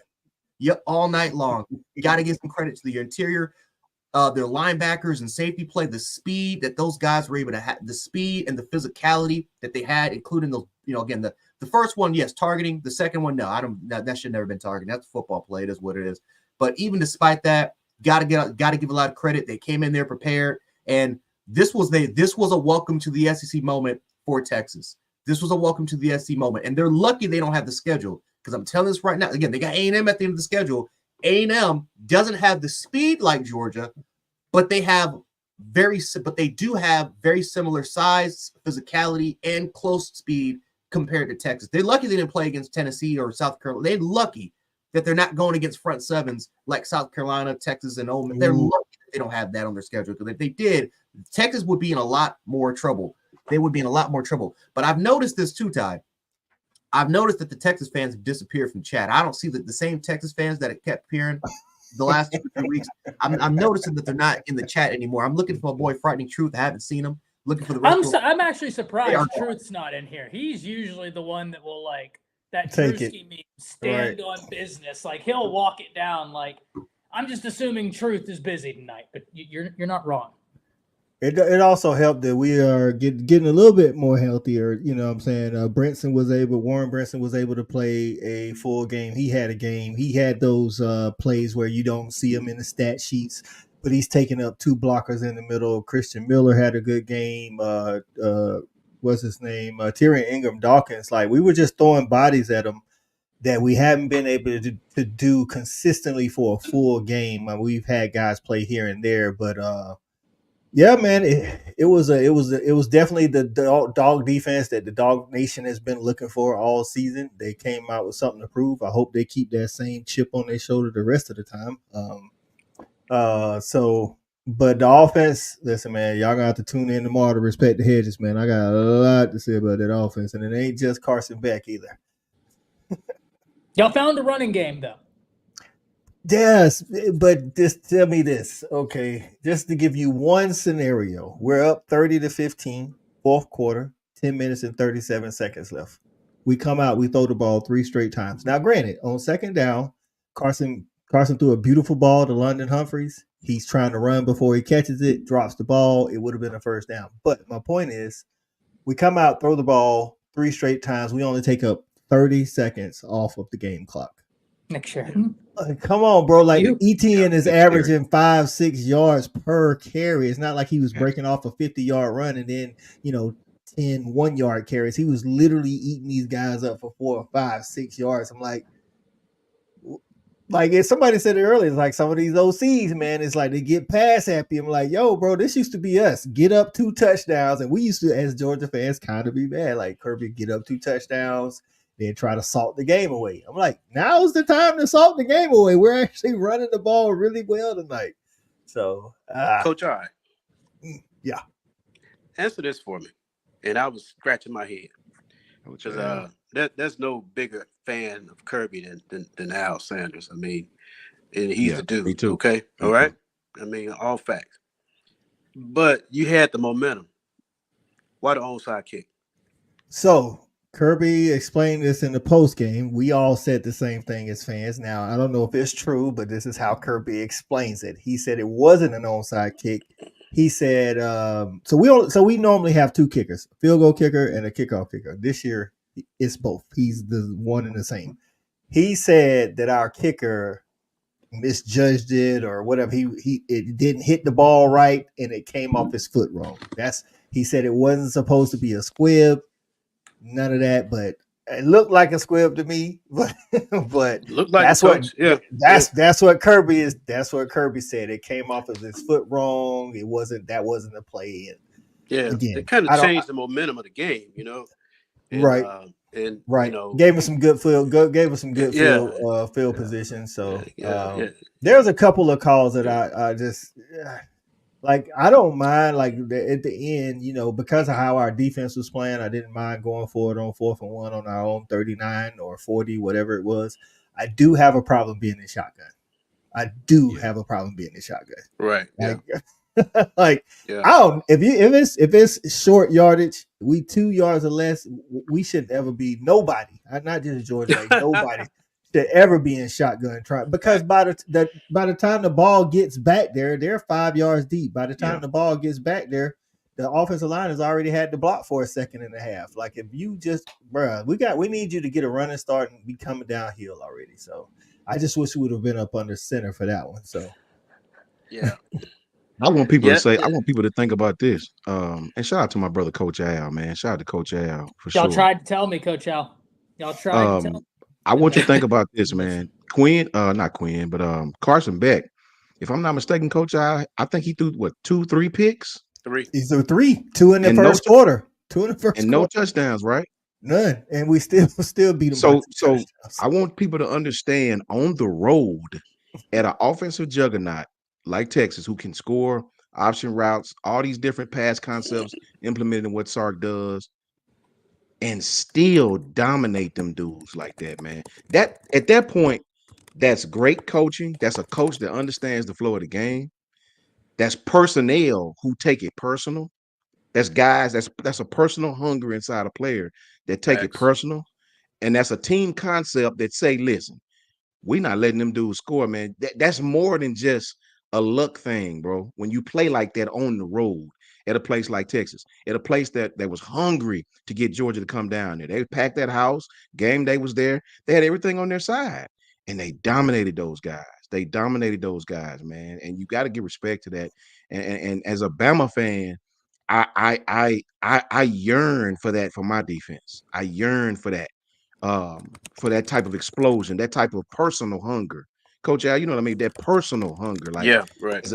We're not letting them score, bro, on the road. Right. It's hard to do that on the road at a place like Texas, at a place like Tennessee. So to see that was some great ass football for real. I think they played to it.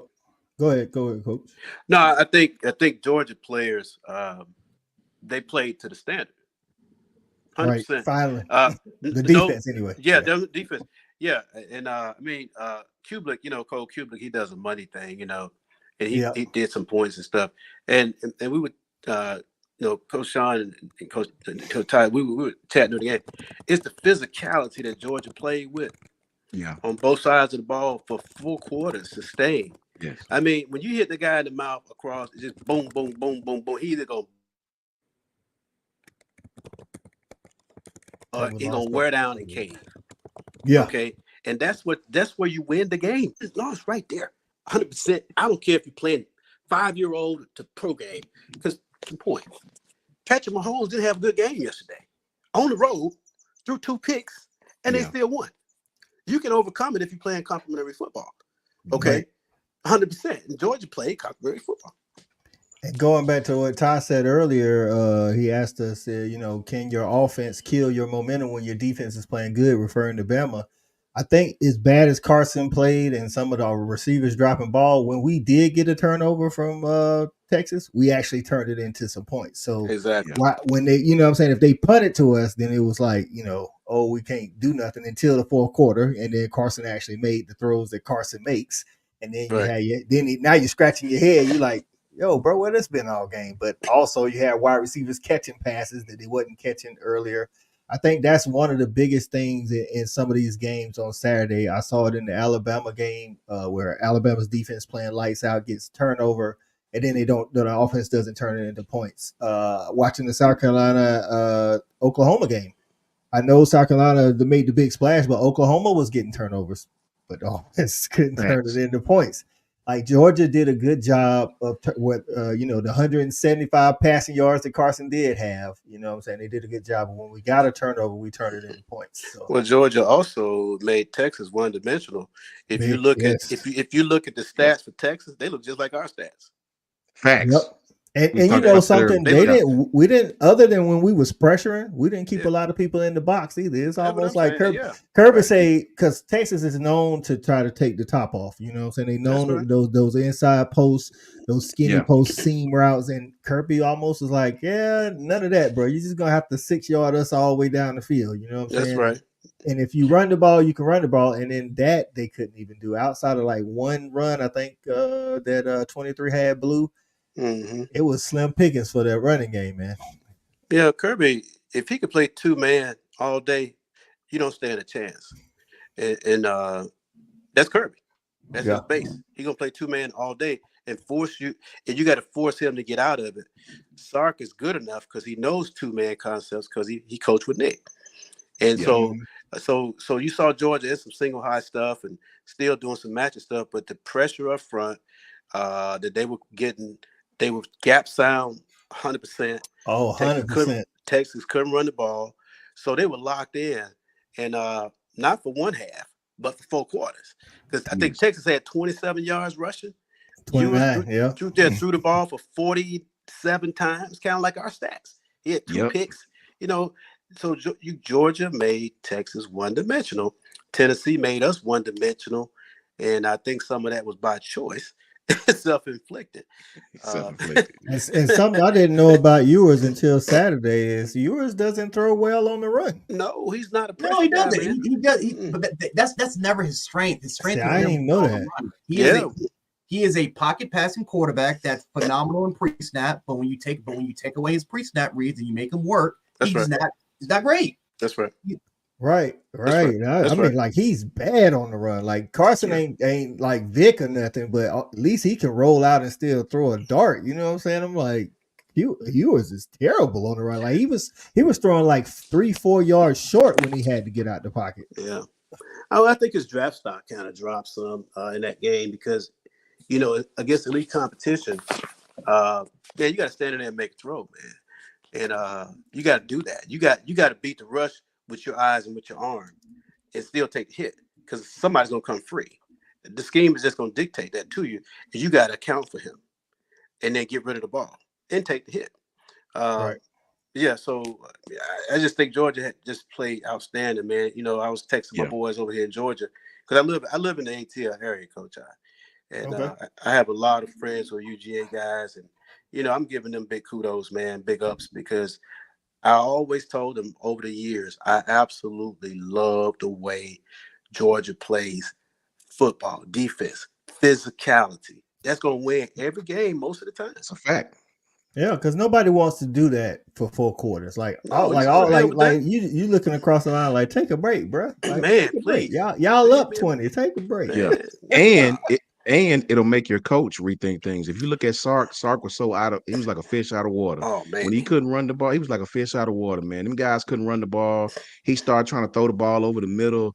I think Ewers had like Coach Al said, his stats look similar to Jalen Milroe's, Yep. but I think he had even less yardage He did. passing. If I'm not mistaken. He did, Coach. So He did. yeah, that physicality and beating you up front, man, that would definitely make a coach rethink what he's doing, and that's what happened. Georgia went into your trap and took your trap. That's as easy as you can put it on that game, brother. Yeah, man, I'm encouraged. Like I said, I think we're getting better. We still haven't put together offense and defense 4 quarters yet. And I guess mid-season, do you even want to be peaking mid-season? You want to be on your way to peaking towards the end of the season. But I definitely need the offense to take care of the ball better. And Kirby made a comment after the game. I need these receivers to catch the ball. Like, listen, I get the Carson is, not having the Carson type year, but dog, when he put it on you, you gotta catch the ball. We've had 16 drops this season. Like, wow, and that's not good. You know what I'm saying? That's not good for a quarterback who's trying to find his way. You gotta, it's a complimentary on the offense. Quarterback gotta play better, but yet the wide receivers got to catch the ball as well. So, I like it because, like I think Coach Shawn said it earlier, we went into Texas, which again, this is Austin, Texas, man. That's tough, man. To a team who, they haven't played anybody, but they got an offense, they got a defense, and they definitely got trenches. We did that with turning the ball over 3 times and still beating about 2 scores. Crazy. That's right. Yeah, I wonder about their elite people on the back end, Coach. Yeah. Well, do you know? Well, I think that was the question going into the weekend yeah, too.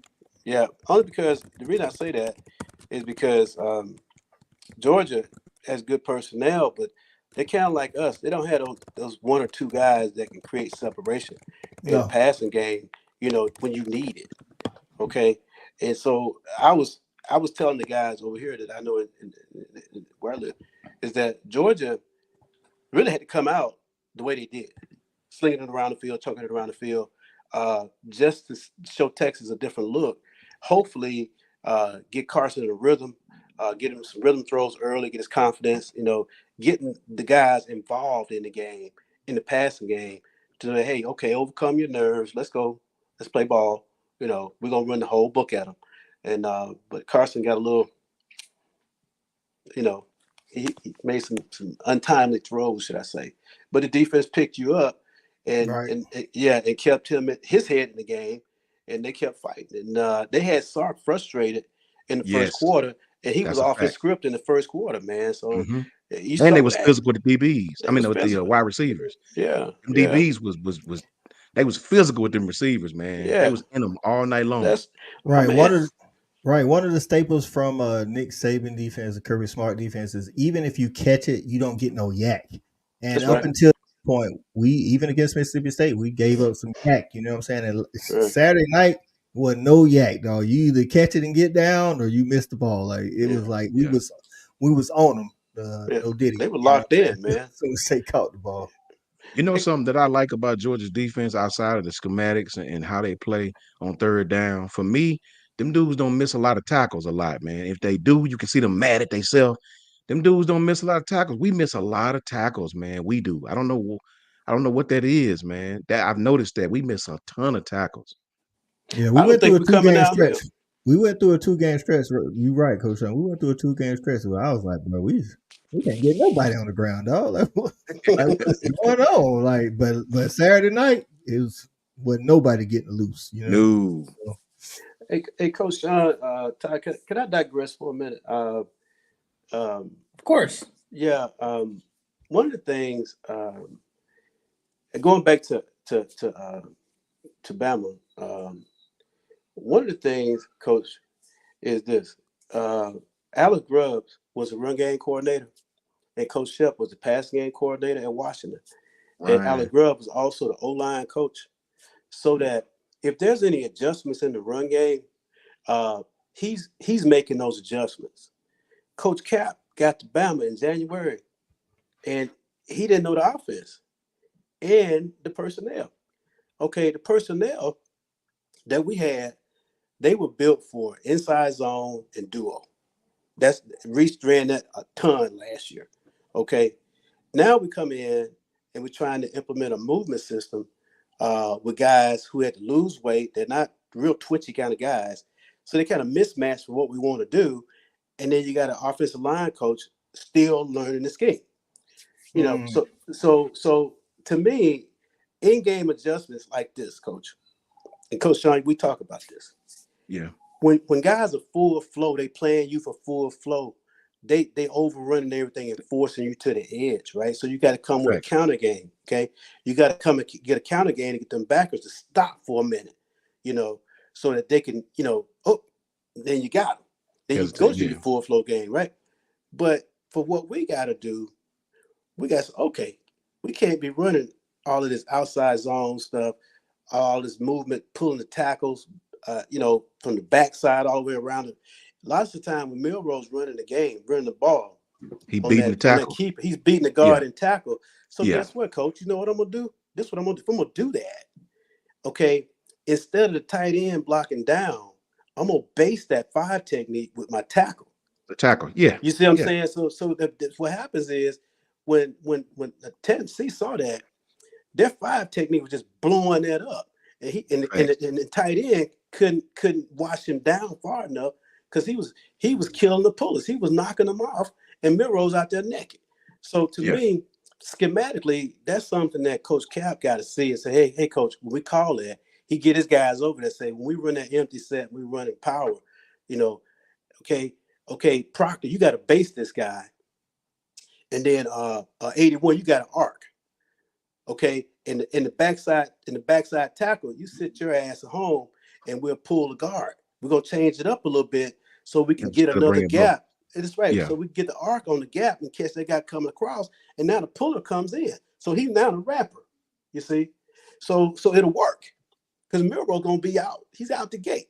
So you got to change it up, and that's an in-game adjustment that the O-line coach has to see what they're doing to defend us and make that in-game adjustment. And that's not what I'm seeing right now from my offense to run the ball effectively. You got to do that. Yes. Yes. Facts. I 1,000% agree, man. 1,000% agree. You know, it's very difficult to be a down blocking behemoth offensive line, and then you switching up to all this movement. That is, me and Coach Jay, Coach Jay, even months and months and months ago, before we, when we played Michigan, I think Coach Jay was the first one to really break it down. What's up, Brenski? Shout out to the homie Brenski, man. Coach Jay was the first one to really break it down about Michigan's offensive line and how they done things like that movement and a play here and a play there, maybe, but letting that be your all-out scheme, especially on those especially on those quarterback keeper type things. I noticed several times Jalen was outrunning the puller. He was outrunning the puller. Yes. So he was out there naked, right? Because it made me mad because sometimes the hole would be there, but he would stretch it out to longer instead of cutting it up in there. And the lineman's not athletic enough to lead him. You know what I'm saying? So he's outrunning his blockers. So here, Coach Shawn, you was a running back, okay? Yes, sir. Okay, so every guy on that defensive line is not going to be the same. You're going to have a weak guy on that line. Right. Okay, so what we're going to do? We're going to butt the butt. We're going to shoulder hip to hip and bow his butt out of there and create a bubble. Yeah, facts. So that's what we're going to do. I mean, we're going to strap on the helmet and we coming downhill at you, okay? Yes. Okay, we coming downhill at you and create a bubble, and the backs got to get up there and press the hole. Get 4 yards, get 3 yards, but come downhill, man. Let these big guys start pushing, man. So to me, man, we need to go ISO, especially if they got like a 3 technique or something like that, or even when we run inside. We can run that stuff with the personnel that we got. In fact, if you look at the ground yardage that we got against Tennessee, it was inside zone. Inside zone, facts. And to piggyback off Coach Al, I used to get on Jam earlier because Jam had a bad habit of the whole. We talked about that. He would bounce everything to the outside instead of pressing the hole. Yeah. Right. Pressing that line of scrimmage. You got to press the LOS, man. You have to press it. These guys, and what I've noticed, and it's something Ty said earlier, if love Jam, love justice. But if these guys don't want to get in there and get that contact, then put Daniel Hill in there, let him thump, man. If they're going, especially if he's playing a 3 like that. Yes, I agree with Coach Al. Why Richard Young don't get more touches? Is he the same? Richard Young, 240-pound running back, Daniel Hill. I mean, you got to get running backs that can lean on these defenders and try to wear them down. And we don't listen, I like Justice Haynes. He's very, very patient. He knows how to read the hole. But he's he's barely 200 pounds. He's not a physical runner. He's not a guy he's not a guy that's gonna, that's not gonna go down after initial contact. And he's not the most he's not explosive. He's not. I'm sorry. He's not an explosive running back. So really, I mean, for the most part, your only physical runner, barely 200 pounds, is Jam Miller. You got Richard Young, who's 215 pounds, and Daniel Hill, who's 240, just wetting in the backwards. For what? Where is Richard Young? Is he hurt? I thought coming into. I don't know where he is. I'm not sure what's he would be a big part of the run game. And Daniel Hill was on the injury report. He got hurt before the game. Now, I don't think they would have used him, in fairness, because they haven't. Right? They just haven't. But Hill was hurt. Richard Young wasn't on the injury report, but I don't know. We haven't seen him ever since he took that injury in the Wisconsin game. So that's true, Ty. Yeah, it is what it is. Yeah, something's there. Yeah. Mm-hmm. Yeah. Gentlemen, I want to move to the next topic, and that's crazy, but not really. I mean, this year in college football, we've seen some things like this. Bryden Curry says Richard Young is injured. Yeah, fair enough. I figured he was banged up. I know he hasn't been on the injury report, but he's probably just not at 100%, and they just don't want to. They just don't want to test it. But Oklahoma, gentlemen, makes a drastic move partway through the season. Now, do I agree with it? Yeah, and I'm going to tell you why. Seth Luttrell is out at Oklahoma, and Joe John Finley is their interim offensive coordinator. Now, I know a lot of Sooner fans aren't necessarily happy with this. They're confused. Why Joe John? Right. Maybe the answer is because who are you going to call if not Joe John? You're in the middle of the season. You're not going to hire a brand new offensive coordinator now that doesn't understand your players, that doesn't understand any of that. So retaining Joe John for now at some level makes sense to me because he's the only one that understands really play calling with this roster. Do I think he'll be the offensive coordinator after the season? Absolutely not. Absolutely not. I said this before they hired Seth Luttrell, gentlemen. Whenever there was the open spot, I was on here. Jance, I believe you were on here with me. I said, go get Brennan Marion. Whatever he wants, give him the money. Go get Brennan Marion. They hired Seth Luttrell. Now, I get it. Seth Luttrell has had successful stops elsewhere. But, gentlemen, I also went. I picked South Carolina.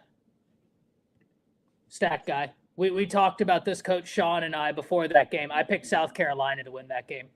Yeah. I'm sorry. Texas has got a really good defensive front. I think South Carolina, I mean, with the way Georgia played, if they continue it, South Carolina might have the best edge rush duo in the nation. Oh, yeah, I fully agree. Those I guys fully agree. are hell. And what's going to be even scarier, stat guy, is when Dylan Stewart has a full year in the SEC, in an SEC strength and conditioning room. And then next spring, when y'all go to redo like your, foundational drills, and all of a sudden he can look up and go, oh, this is what this is for. I now can look back at my experience, and this is when that happens, God bless, because that guy's terrifying. No, I picked OU. Or I picked OU to lose that game just because I thought y'all's defensive ends would hunt. And you know what doesn't help? When you have an offensive coordinator that puts a tight end that already can't block against the hunters. Why was we seeing tight ends Saturday all over college football try to take on elite pass rushers? Well, What are we doing, dog? Like, I mean, I'm glad for it, but because they did it a little bit in the Texas Georgia game, but they did it a lot in the South Carolina OU game. You're going to use the tight end, man, at any point to block an edge rusher. You use him to chip. Use him to chip. You don't use him double to double team. Unless he's Washington, the guy you guys had last year. Yeah, I mean, I was just about to say that, Coach Al. Right. Yeah. Now when we had Washington, that's different, dog. That's different. Washington is a different character. He's the exception, Coach Al. True. But here's He's the an part alien. that killed me. Here's the part that killed me, gentlemen. OU just saw Alabama try to use a tight end to block this guy. Facts. I'm not saying Alabama has Washington. Alabama's tight ends can block exponentially better than Oklahoma's tight ends. You saw the tight end and right tackle get smoked like a fresh pack by this guy. And you say, you know what I'm going to do? I'm just going to put my tight end who doesn't block well on this guy. That'll do it. Bruh, and running backs. I'm like, bro, like, come on, bro. We trying to block Dylan Stewart and Kennard with running backs and tight ends. Like, that was malpractice. Doctors have you're not lost their even putting license your for less. kids in position to succeed with that. You can't even be mad at the players, dog. Coach I, you want to know the worst part about this? They don't have a fourth-year quarterback.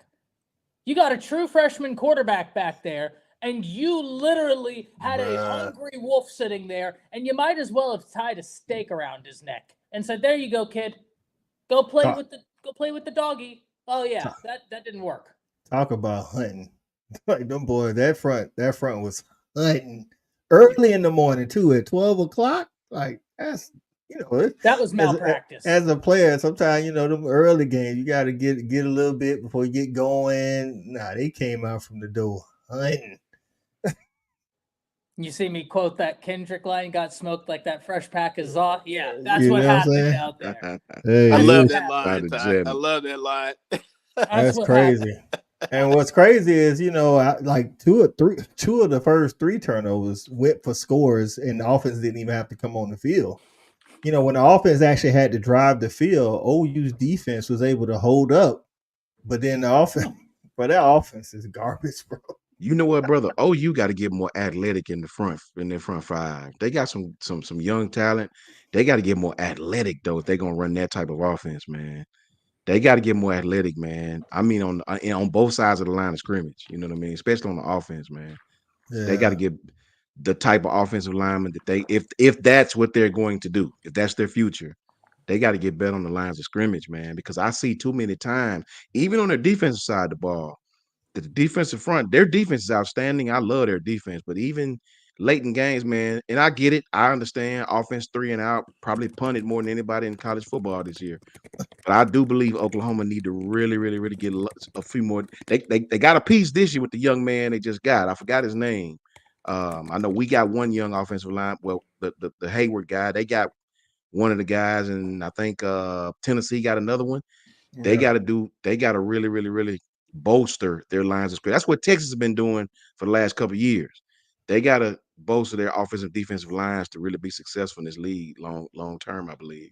But it goes back to something you said about like Alabama, but OU. I think one of the reasons why South Trail got let go, not just because the offense is struggling, they don't have no identity, dog. Like when you come out, you don't None. know. None. You don't know what to expect from OU's offense. You know what I'm saying? You don't know if they coming in, they're gonna try to use the run instead of the pass, use the pass instead of the Facts. run. You don't know if they go on RPO. You don't know if they go on read option. We Facts. don't know what's going on, man. Like when the Yeah. play is called, I promise you, all the plays look the same because they also almost like Yeah. all of them break down.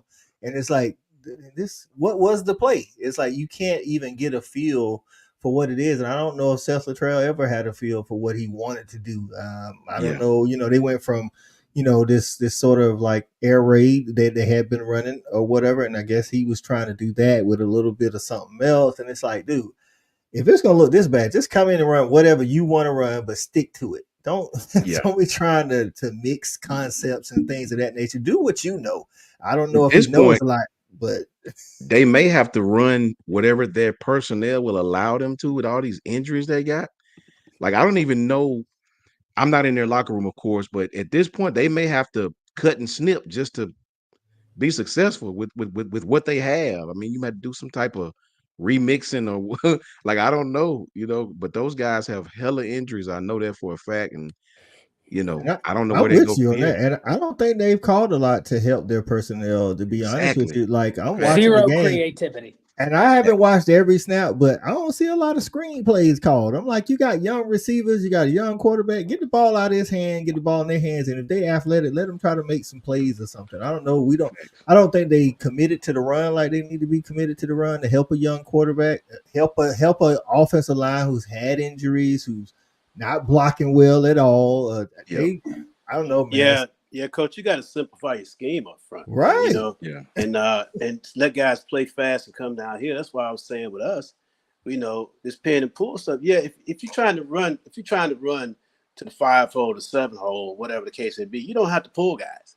Right. Okay, and to me, a lot of times, if they send it up there with an odd man front, you don't want to pull it. You want to cross block it at the point of contact. Okay, because they're set up not to let you pull.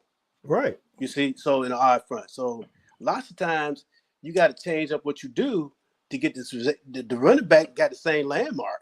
We just blocking it different up front. You know what I mean? So, and with all the pressure South Carolina was getting on OU, no pressure release plays. I mean, the coach is scared of the running back screen. We passed the running back. We old school, Coach Shawn. Yeah, we passed the running back screen. You know what I'm saying? Where all the linemen think they better than they are. Yeah. I'm just saying, like, dog, help your guys out. Like, I get that the guys don't look good playing, but you also, as a coordinator, you gotta help him out. I want to know how OU fans feel about Joe John, though. I don't know a lot about the guy, but he was the co-OC, so he had a part Yeah. in this ugly offense as well. Listen, I'm no OU fan, but just like I said, the only way I can rationalize it is like, where else do you go? Right? It's not like you're going to hire Graham Harrell right now. Right. Just because he doesn't know the personnel. You're not going to just reach out to Brennan Marion and say, hey, I know you're killing it at UNLV right now, but like drop everything and come here. He's going to be like, call me in December. And give me So I don't know. and I'm asking because I don't know, has Bill Beatonbow, the offensive line coach, never called plays? I don't believe he has. Oh, okay. Because I was thinking No. if he had, then maybe because he knows his offensive lineman better than anybody else, he can call a scheme to help them out. Because I don't think I don't Latrell is disagree with you thinking. there. I don't think he's thinking about the inexperience on the line at all. He's just like, these are the plays we gonna run them. Like, nah, you can't like Coach Al said, you can't be pinning and pulling out to the 4 and 7 hole, man, when your guys can't get out there. Like, Can't get there, coach. Yeah. No, mean, they didn't do it just to please the fan base, Lynn. They did it because it was bad. Oh, it's terrible. It was bad. Now, Right. I hope they give fan BV base, a little patience, man. I know probably not. I like Brent Venables, man. I'm a Brent Venables fan. I like him. Ditto. Listen, They listen, I can only tell you what the OU fans that I collab and follow, and What they saying, Coach Al?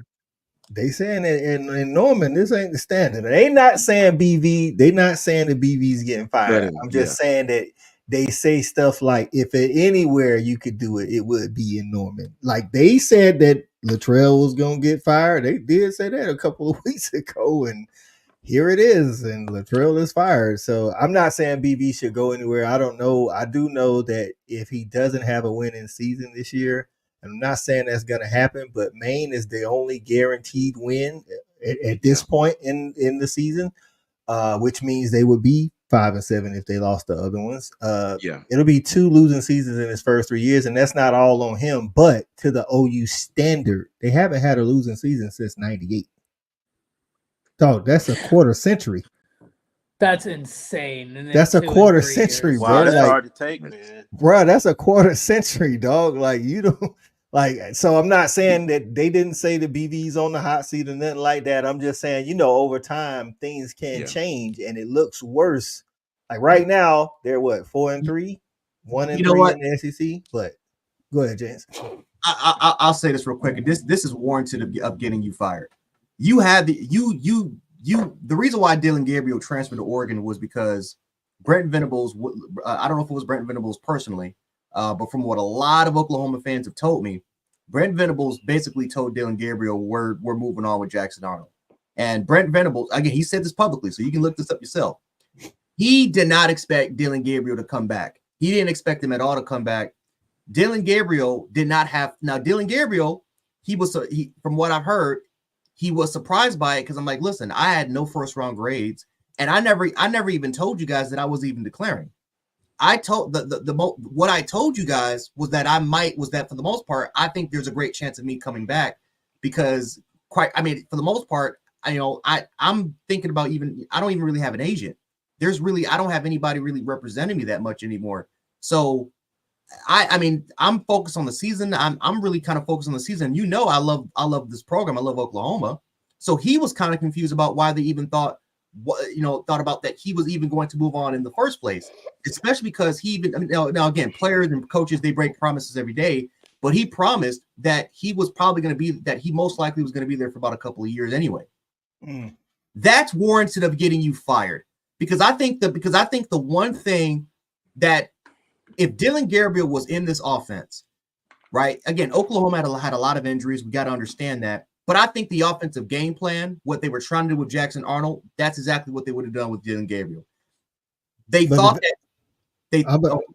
agree, Jance. I'm sorry to cut you off, but I think Dylan Gabriel can help this inexperienced offensive line get the right checks. Yes. You know what I'm saying? He can help these inexperienced wide receivers due to injury, in their like a veteran presence. Like I think Ty, Coach Sun said earlier, it's not like you got a veteran presence back there. You got these, you got five of your wide receivers hurt, so you got even the walk-on is out there making plays. And you got offensive linemen who you had to get out the portal, some young guys that you have from recruiting. No veterans, because then the trigger man is young as well. So, like, where's the veteran leadership on offense? And if you have a Dylan Gabriel, even if he doesn't have 4,000 yards like he did last year, he still can help everybody out around him. This was a year where you don't, again, Oklahoma's offense could basically score 24 points or maybe 21 or 24 points every game, and they would win a majority of these games because they're deep. Because like for the first time since ironically since Brent Venables was the defensive coordinator, they have, in my opinion, elite defense. Now they've been banged up all over the place. I think a big reason why is because of wear and tear, because of how just out possessioned they've been over the last how many weeks. But this is an offense where you don't need too much. You don't have to be as explosive as you were last year. Dylan Gabriel, again, like you just said, he makes up for a lot of what Oklahoma's been missing. And so, Brent Venables pushed him out the door. And if he would have just said, okay, you know what, Dylan Gabriel, we're not going to pressure you, but we are going to need a decision. We're going to need a decision of what you're going to do, because we have Mike, we got Hawkins, we have Jackson Arnold. We got to know if you're going to come back. He didn't even ask him if he was going to. He assumed that he was going to do it, but he never asked him He never asked him about he never asked him like, hey, can you make it? I'm not no rush, but can you make a decision? You got to make a decision. I have the quote for you here, Jance. I have the quote for you, the exact one, and I quote: "Quite frankly, we did plan, again, on going into the 24 season without Dylan Gabriel," Venables continued. Dylan, I think one of the things that he'll comment about is he went through something similar at UCF with a quarterback there. He knows the uniqueness of the situation. This article was from December 7th, 2023. Ooh. If there's anything that I definitely would say, if you want to fire him, it's that right there. Because you sabotage your football program. Now, granted, I don't think he did it purposely, because he thought that Dylan, Jackson Arnold was going to be the guy that was going to lead the charge. But we got to remember, guys, most 5-star quarterbacks, they're not ready they need time. Now, again, he didn't do it purposely, but he sabotaged his program. The reason why they're in the state that they're in right now is because he did it by getting rid of your most important asset, which was your star quarterback. Yeah, I don't have any sources. It seems like maybe Dylan Gabriel, he was a Lebby guy. Lebby leaves and he's thinking about leaving. And then on the other side, BV doesn't try to keep him there. You know what I'm saying? Like you said, maybe he didn't push him out. Maybe he just didn't fight hard enough. I don't know. But I'm going to tell you like this. If it was me, I'd be like, DG, what you need, though? Like, we need to increase the revenue, the compensation. No, just because going into the SEC, this is our first year. Like, that's why I think Dan Lannon jumped on DG so fast, because they going into the Big Ten where they play physical football. You need a veteran presence against those type of defenses and things. So he was like, yeah, I'll take them. Now, in the same interview, he did say Dylan knows he was certainly more than welcome to stay to continue to compete to be the quarterback at the University of Oklahoma. So, I don't even think it should have been a competition. That's the thing. He was basically saying, like, nah. What are we competing we didn't expect for? him there. We were thinking about Jackson Arnold, but if you want to come and maybe not be the guy, come back. What are we competing for? What do I need to prove? I don't need to prove nothing to you. This is not Jalen Hurts versus Tua Tagovailoa. This is not that sort of situation. That dude had what are we proving? That's tough. So where do they go now that they pulled Jackson Arnold game 4? Now they done pulled Hawkins, the young guy. Where do they go? Where do they go? They got to lose one of these guys, right? Somebody's hitting the portal, right? They need a real quarterback coach. That would help. Listen. Or the OC who knows quarterbacks, but they need someone who really knows how to work with quarterbacks to work with. And they have elevated an analyst that has that experience. So I'm excited to see what that looks like. But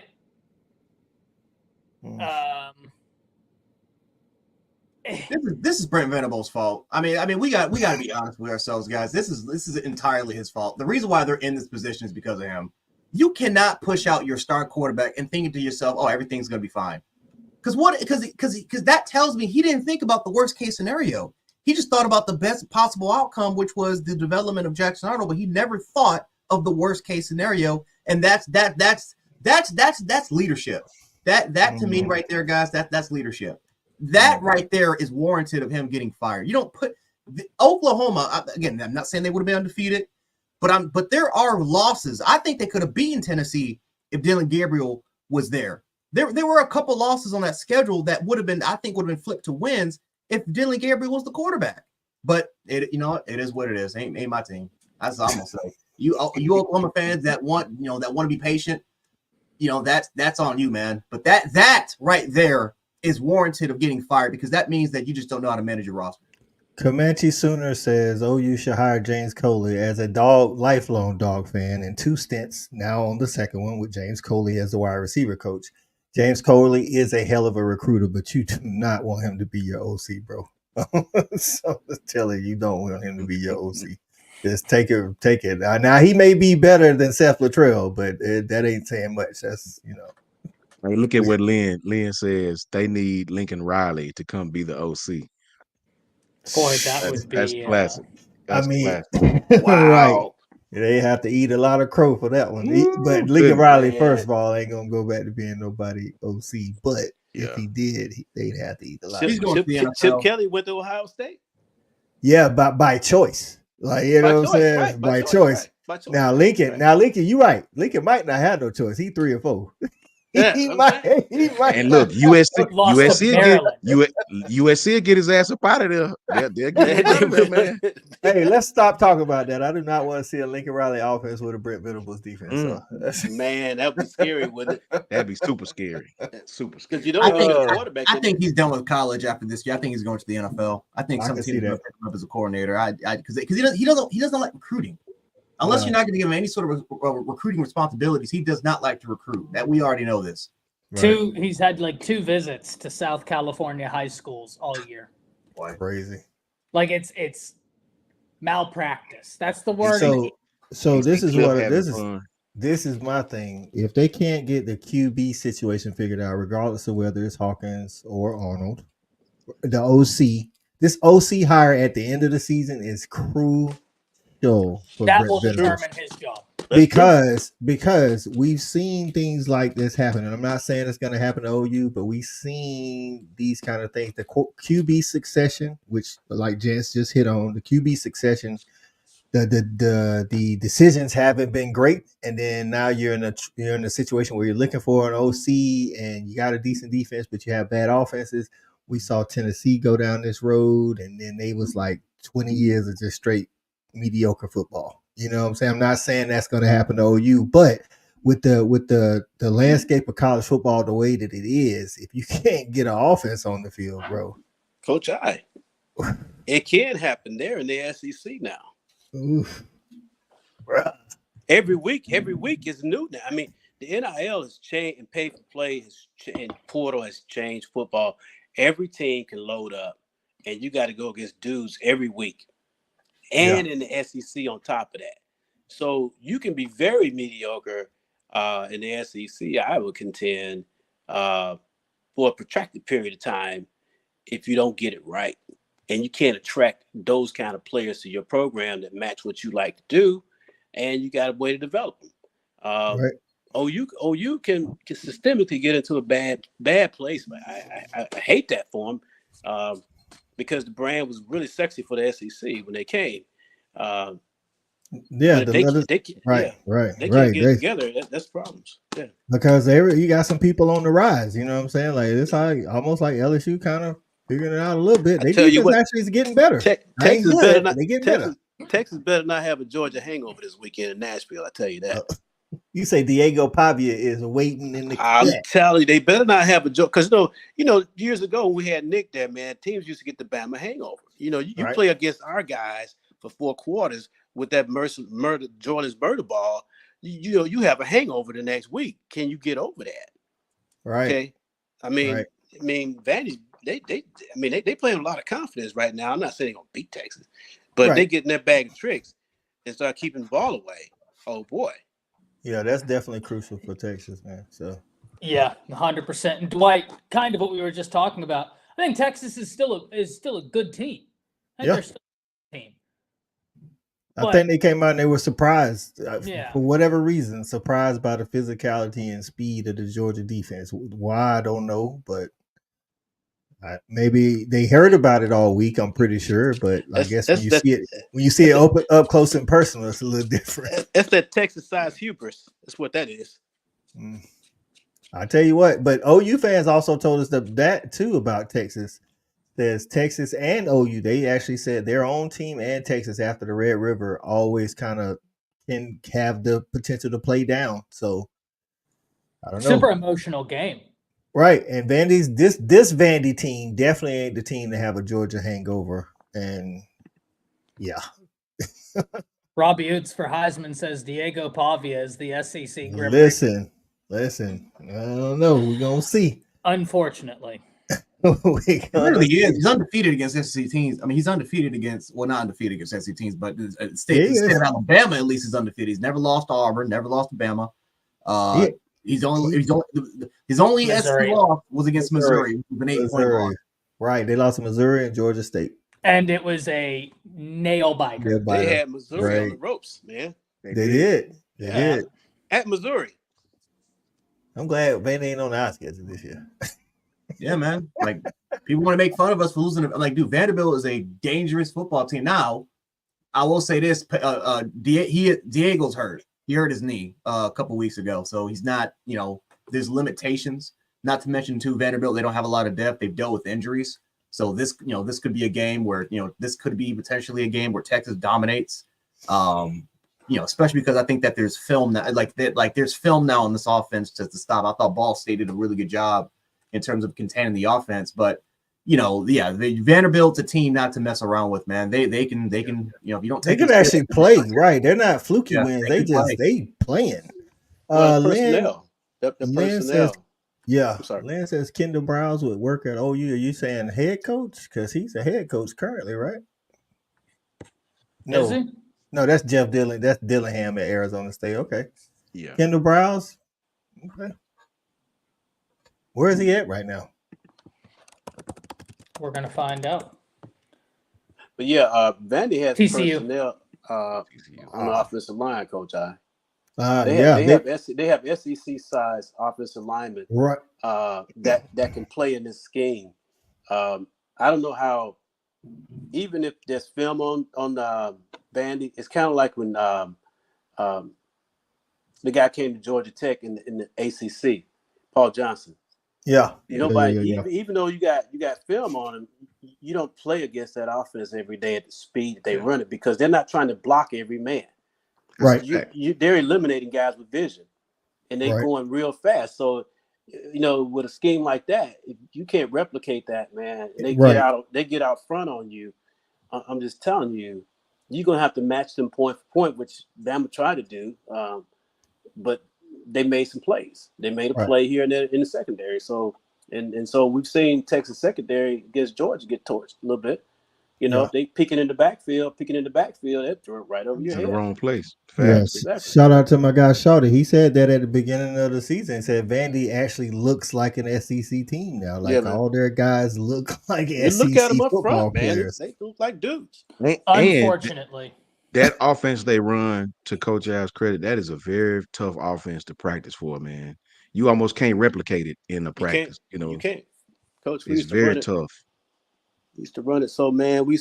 I used to run it so much, man. When St. John was a quarterback at Hillgrove, he went to Tech as a quarterback, running that Paul Johnson offense. He's a guy 6'2", about 215, can run, physical.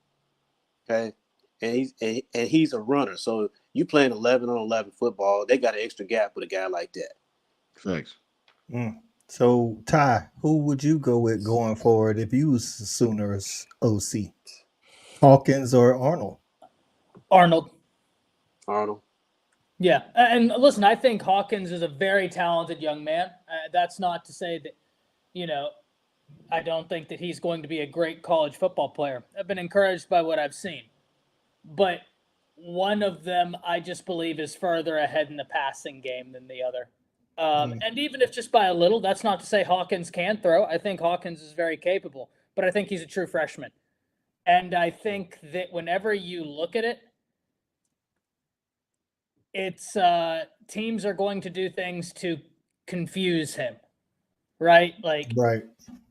and I just think that, you know, now this is a good point by Stat Guy. I did want to bring this up. Shout out to Hayes Fawcett in the chat, the What's one, going on, Hayes? What's up, Right. Hayes? the absolute goat of recruiting. Happy you're in here, man. We need to get a time to get you on the show again whenever things get good for you, man. You just let I me was know. just, Hayes. I was especially loving the edit for Elijah Griffin last Friday. That's a shout at my boy Ty. Yeah, and I was especially not loving what you sent me after that happened, texting me saying we're getting Justice Terry, and I just sent him the Frank meme from Always Sunny.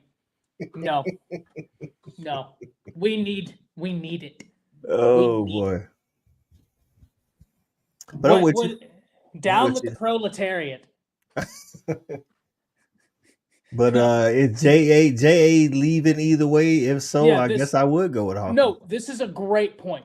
This is actually a great point. Stat Guy says, I think you have to go with Hawkins because J.A. is leaving either way.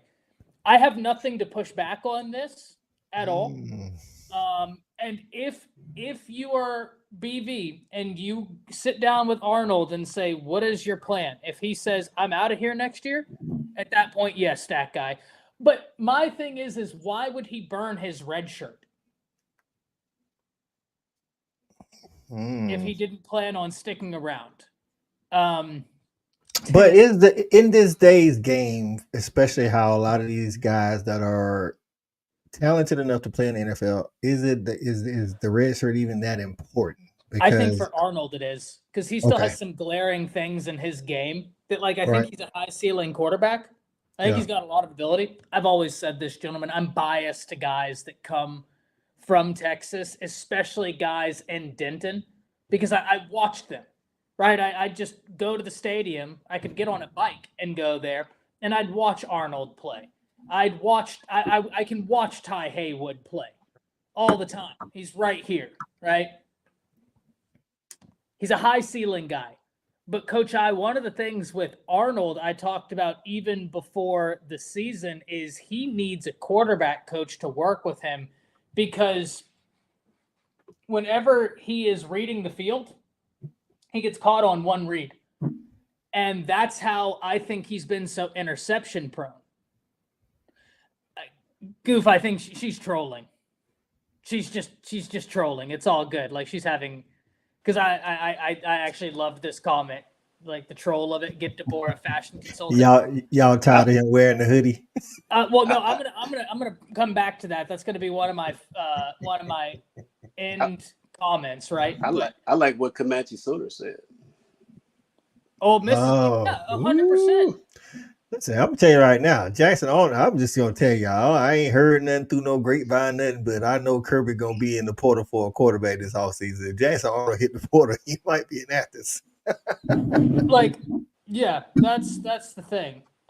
He needs a quarterback coach to really work with him, and but I don't disagree. Stat Guy says character. He isn't going to quit on his team.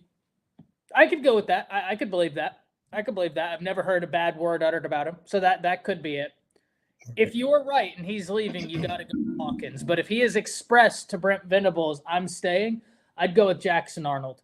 Now, I did want to go to this right here, because one of the things I've seen, and I think Tennis Girl Ann is just having a good time, kind of just trolling, and I respect that.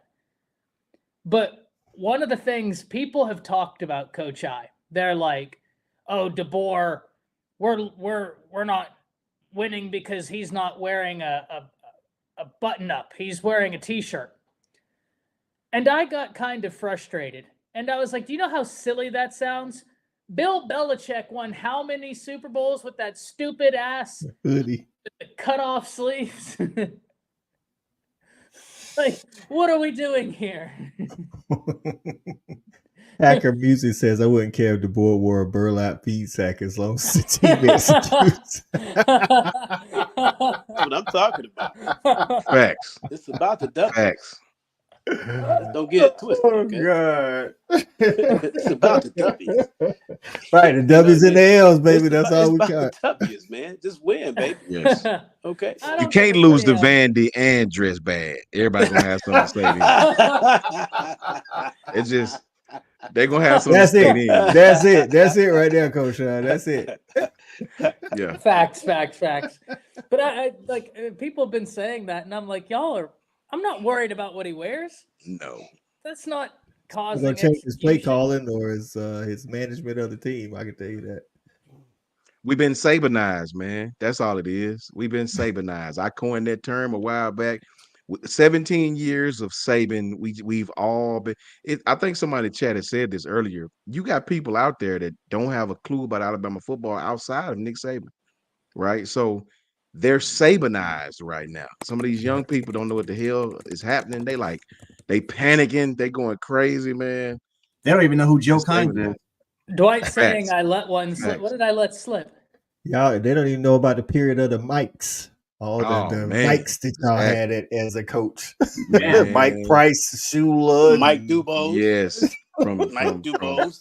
From strip Okay. clubs to losing records and Yeah. everything in between. Yeah. Bro. Mike Dubose It's took a crazy. preseason number 2 team and went and had 4 wins, went to UCLA and got blasted in the opening Blasted, game. bro. But yeah, I mean it was embarrassing, man. You know, Freddie Millens. Freddie Millens, man, he was Yep. the dude. And I'm just saying, I don't know, man. Yeah. Dwight, you Uh. scared me. You said I let one slip. I'm thinking I was over here dropping the F-bomb, like not thinking about it. Okay, I'll take I'll take the other one. I'll take that. Oh, not Dennis Francione. Oh man. Let's not He go was there. terrible, bro. Yeah, I forgot about old Dennis. Oh, nothing wrong with it, Janet. Nothing wrong with it at all. Nothing wrong Yeah, with it. nothing wrong with it. What I I mean mean- is, Auntie Janet, we've had Coach Saban and done things a certain way for so long Right. that But Coach it's very Shawn, yeah. Coach Shawn, PJ Fleck at Minnesota has a tie on every game, and they're mediocre as hell. All the time. Coach Al Golden. Listen, they Al play Golden. hard. They play hard and still be losing. Remember That's what I Al mean. Golden? Al Y'all remember Golden. Al Golden? You know, I mean, you could put a lipstick on a pig, it's still a pig. I mean, come on. Do y'all remember Al I mean, Golden? I in remember Al Miami? Golden. Yes, and by Miami, right. It's 90 degrees out there, and he got a damn long sleeve shirt and tie on. Yeah. Getting hip Snellenberger, tossed. all those guys, man. You know, let's put it this way: we're in a different day, man. If the board can halfway coach as much as his record would indicate, as long as the guy is a stand-up guy for the program, you know, he's not putting us in the ditch with recruiting and violations. He's running a good building. Okay, who cares? He's bringing recruits in. He's developing players. He's getting results on the field, and these guys are graduating. Who cares? He's a class guy. True. Don't disagree with that at all. Gentlemen, we've been going for 2 hours, 7 minutes. It's about that time. Monday Night Football is going. People are watching that. It's time for us to collectively go watch some Monday Night Football. Enjoy the time with the family. But before we go, as always, we go around the table, let everybody know where you can find all these guys. Great content. Coach I, will start with you and then go straight down the line. That's right, man. I appreciate y'all for having me on, man. Good to get back with the fellas, talk some ball, man. Y'all can catch me tomorrow night at 8 p.m. Eastern time on Respect the Hedges YouTube channel and Fanatic Sports YouTube channel. And then the rest of the time, of course, always on Fanatic Sports, Twitter, IG, YouTube, Facebook, Fanatic Sports, man. We appreciate all y'all. Jance, talk to me. Yeah, Jance Sports on YouTube, Jance716 on Twitter and TikTok as well. Yeah, for the most part, man, great weekend of college football. Man, what a college football season! I'll say Right. that. Crazy. This Right. is probably the greatest. This is one of the greatest college football seasons I've ever seen. From an unpredictable, I have no idea who's winning the national championship. I'm thinking about doing like a top 10 weekly list. I have no idea who's even in my top 10. It's a lot of unpredictability, man. And the college ball, I've been consistent with this since this thing was even announced. This 12 team, man, you're gonna see a lot of upsets. You're gonna see a lot of surprises when that 12 team releases, man, because one thing that we've seen so far is that, man, is like it's very similar to the NFL, man, where the talent gap between teams are getting smaller and smaller. It's not as wide as it used to be nowadays. And whether if it's NIL, whether if it's whatever the situation is, it's getting smaller. The gap is getting smaller, and teams are starting to adapt. Right, like this used to be more of a pat. Like we're going back to like the 80s and the 90s, man. We're going to more run heavy. We're going to more physicality, bigger. Everybody's getting huge on the offensive line and in the trenches. It's an exciting time to be a casual college football fan, because I know a lot of us are hardcore college football fans. But the one complaint that I've been hearing a lot was that how uncompetitive these games are. Well, this is the most competitive I've ever seen college football. This is a great time to get into the sport. And it's only going to get wilder from here now that we're going closer to the 12 team. And especially the wildest part about college football, which is off the field, which is the college football playoff committee, because we all know how inconsistent their judgings are. It'll be very interesting to see once these rankings comes out in about a few weeks. 100%, man. This season is drunk, and I'm here for it. Coach I, talk to me. Oh, Coach Shawn, go ahead. I already gave my stuff. I'm over here confused. We've been on a long time, man. The spinning wheel of doom is beating them in the back of the head. For whatever reason, You're wrong, usually well, here's what happened, guys. Usually I start the show going one way and I end the show going the opposite. And so Jance went, and in my head, I was like, oh, I went the opposite way than how we started. Because I always usually go clockwise to start and then counterclockwise to end. That Dr. Pepper is hitting now. Coach Al. Coach Al, I thought, geez Louise. Coach Al, talk to us, man. Yeah, just a couple of things. Thanks for having me, Ty. I had something earlier today, and as I told you guys, but I could not jump on. Okay, so thanks for allowing me to hang out with you guys and talk some football. Two things. Play Keon Keeley. Okay. Second thing, Coach Cap, simplify the scheme, run downhill. Okay. No YouTube channel. I'm not a content creator. I'm just talking ball with my guys. But you can hit me up on Twitter, and I can get back with you at AlSand79. Love to hear from you guys, and I'm always open to free thinking people. Let's stay in the negative free zone. That's where I'm gonna go, Ty. Let's live freely, with our thoughts. Okay. Love it. And thank you as always for joining us. And I'm gonna get this one right. Coach Shawn, talk to me. Yes. I love having people like Coach Al around, man. See, Coach Al is the yin to my yang. No Diddy. You know what I'm saying? I gotta throw that in there. That's right. The negative, I need that around me because I choose violence a lot. I ain't gonna lie to y'all. I'm not the one you can tell me how the hell to be a fan. You know what I mean? I know y'all got these little names, y'all. You can't tell me how to be a fan. You know what I mean? And I like to tell you what you can do with yourself if you try to do that.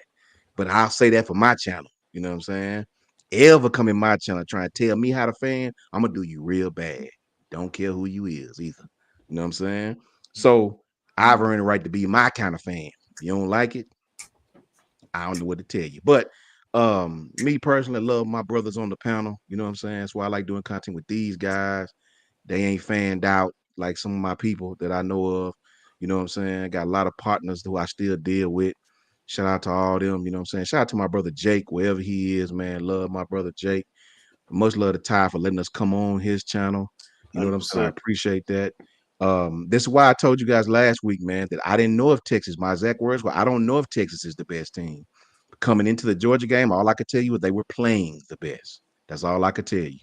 You know what I mean? And we see how that go. That's why at this point, I don't know who the best team is. I honestly don't believe you can even figure it out at this point, because at the end of the season, I think it might be, I don't know if it's gonna be your best team, but it may be your most healthy team that wins with all of these games, man.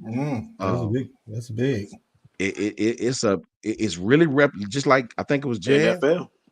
Yeah, just like the NFL, man, who just said it, because when you talking about these type of games, think about it, guys. When the playoffs start, what is that, guys? 12 teams. What is that? 6 more games? 4 more? It's 6 more? 8 more? you gotta win 17 if you play in the first round. 17 total game. Good Lord, man. So I don't know what's gonna happen at this point. Bama could win out. Who knows? We could go out and lose another game. Who knows? Right? And that's what makes this season very, very important, man. But you can find me at JMHO Sports Talk, JMHO Sports Talk on Twitter and YouTube. And I appreciate everybody for tapping in. Much love to Janet.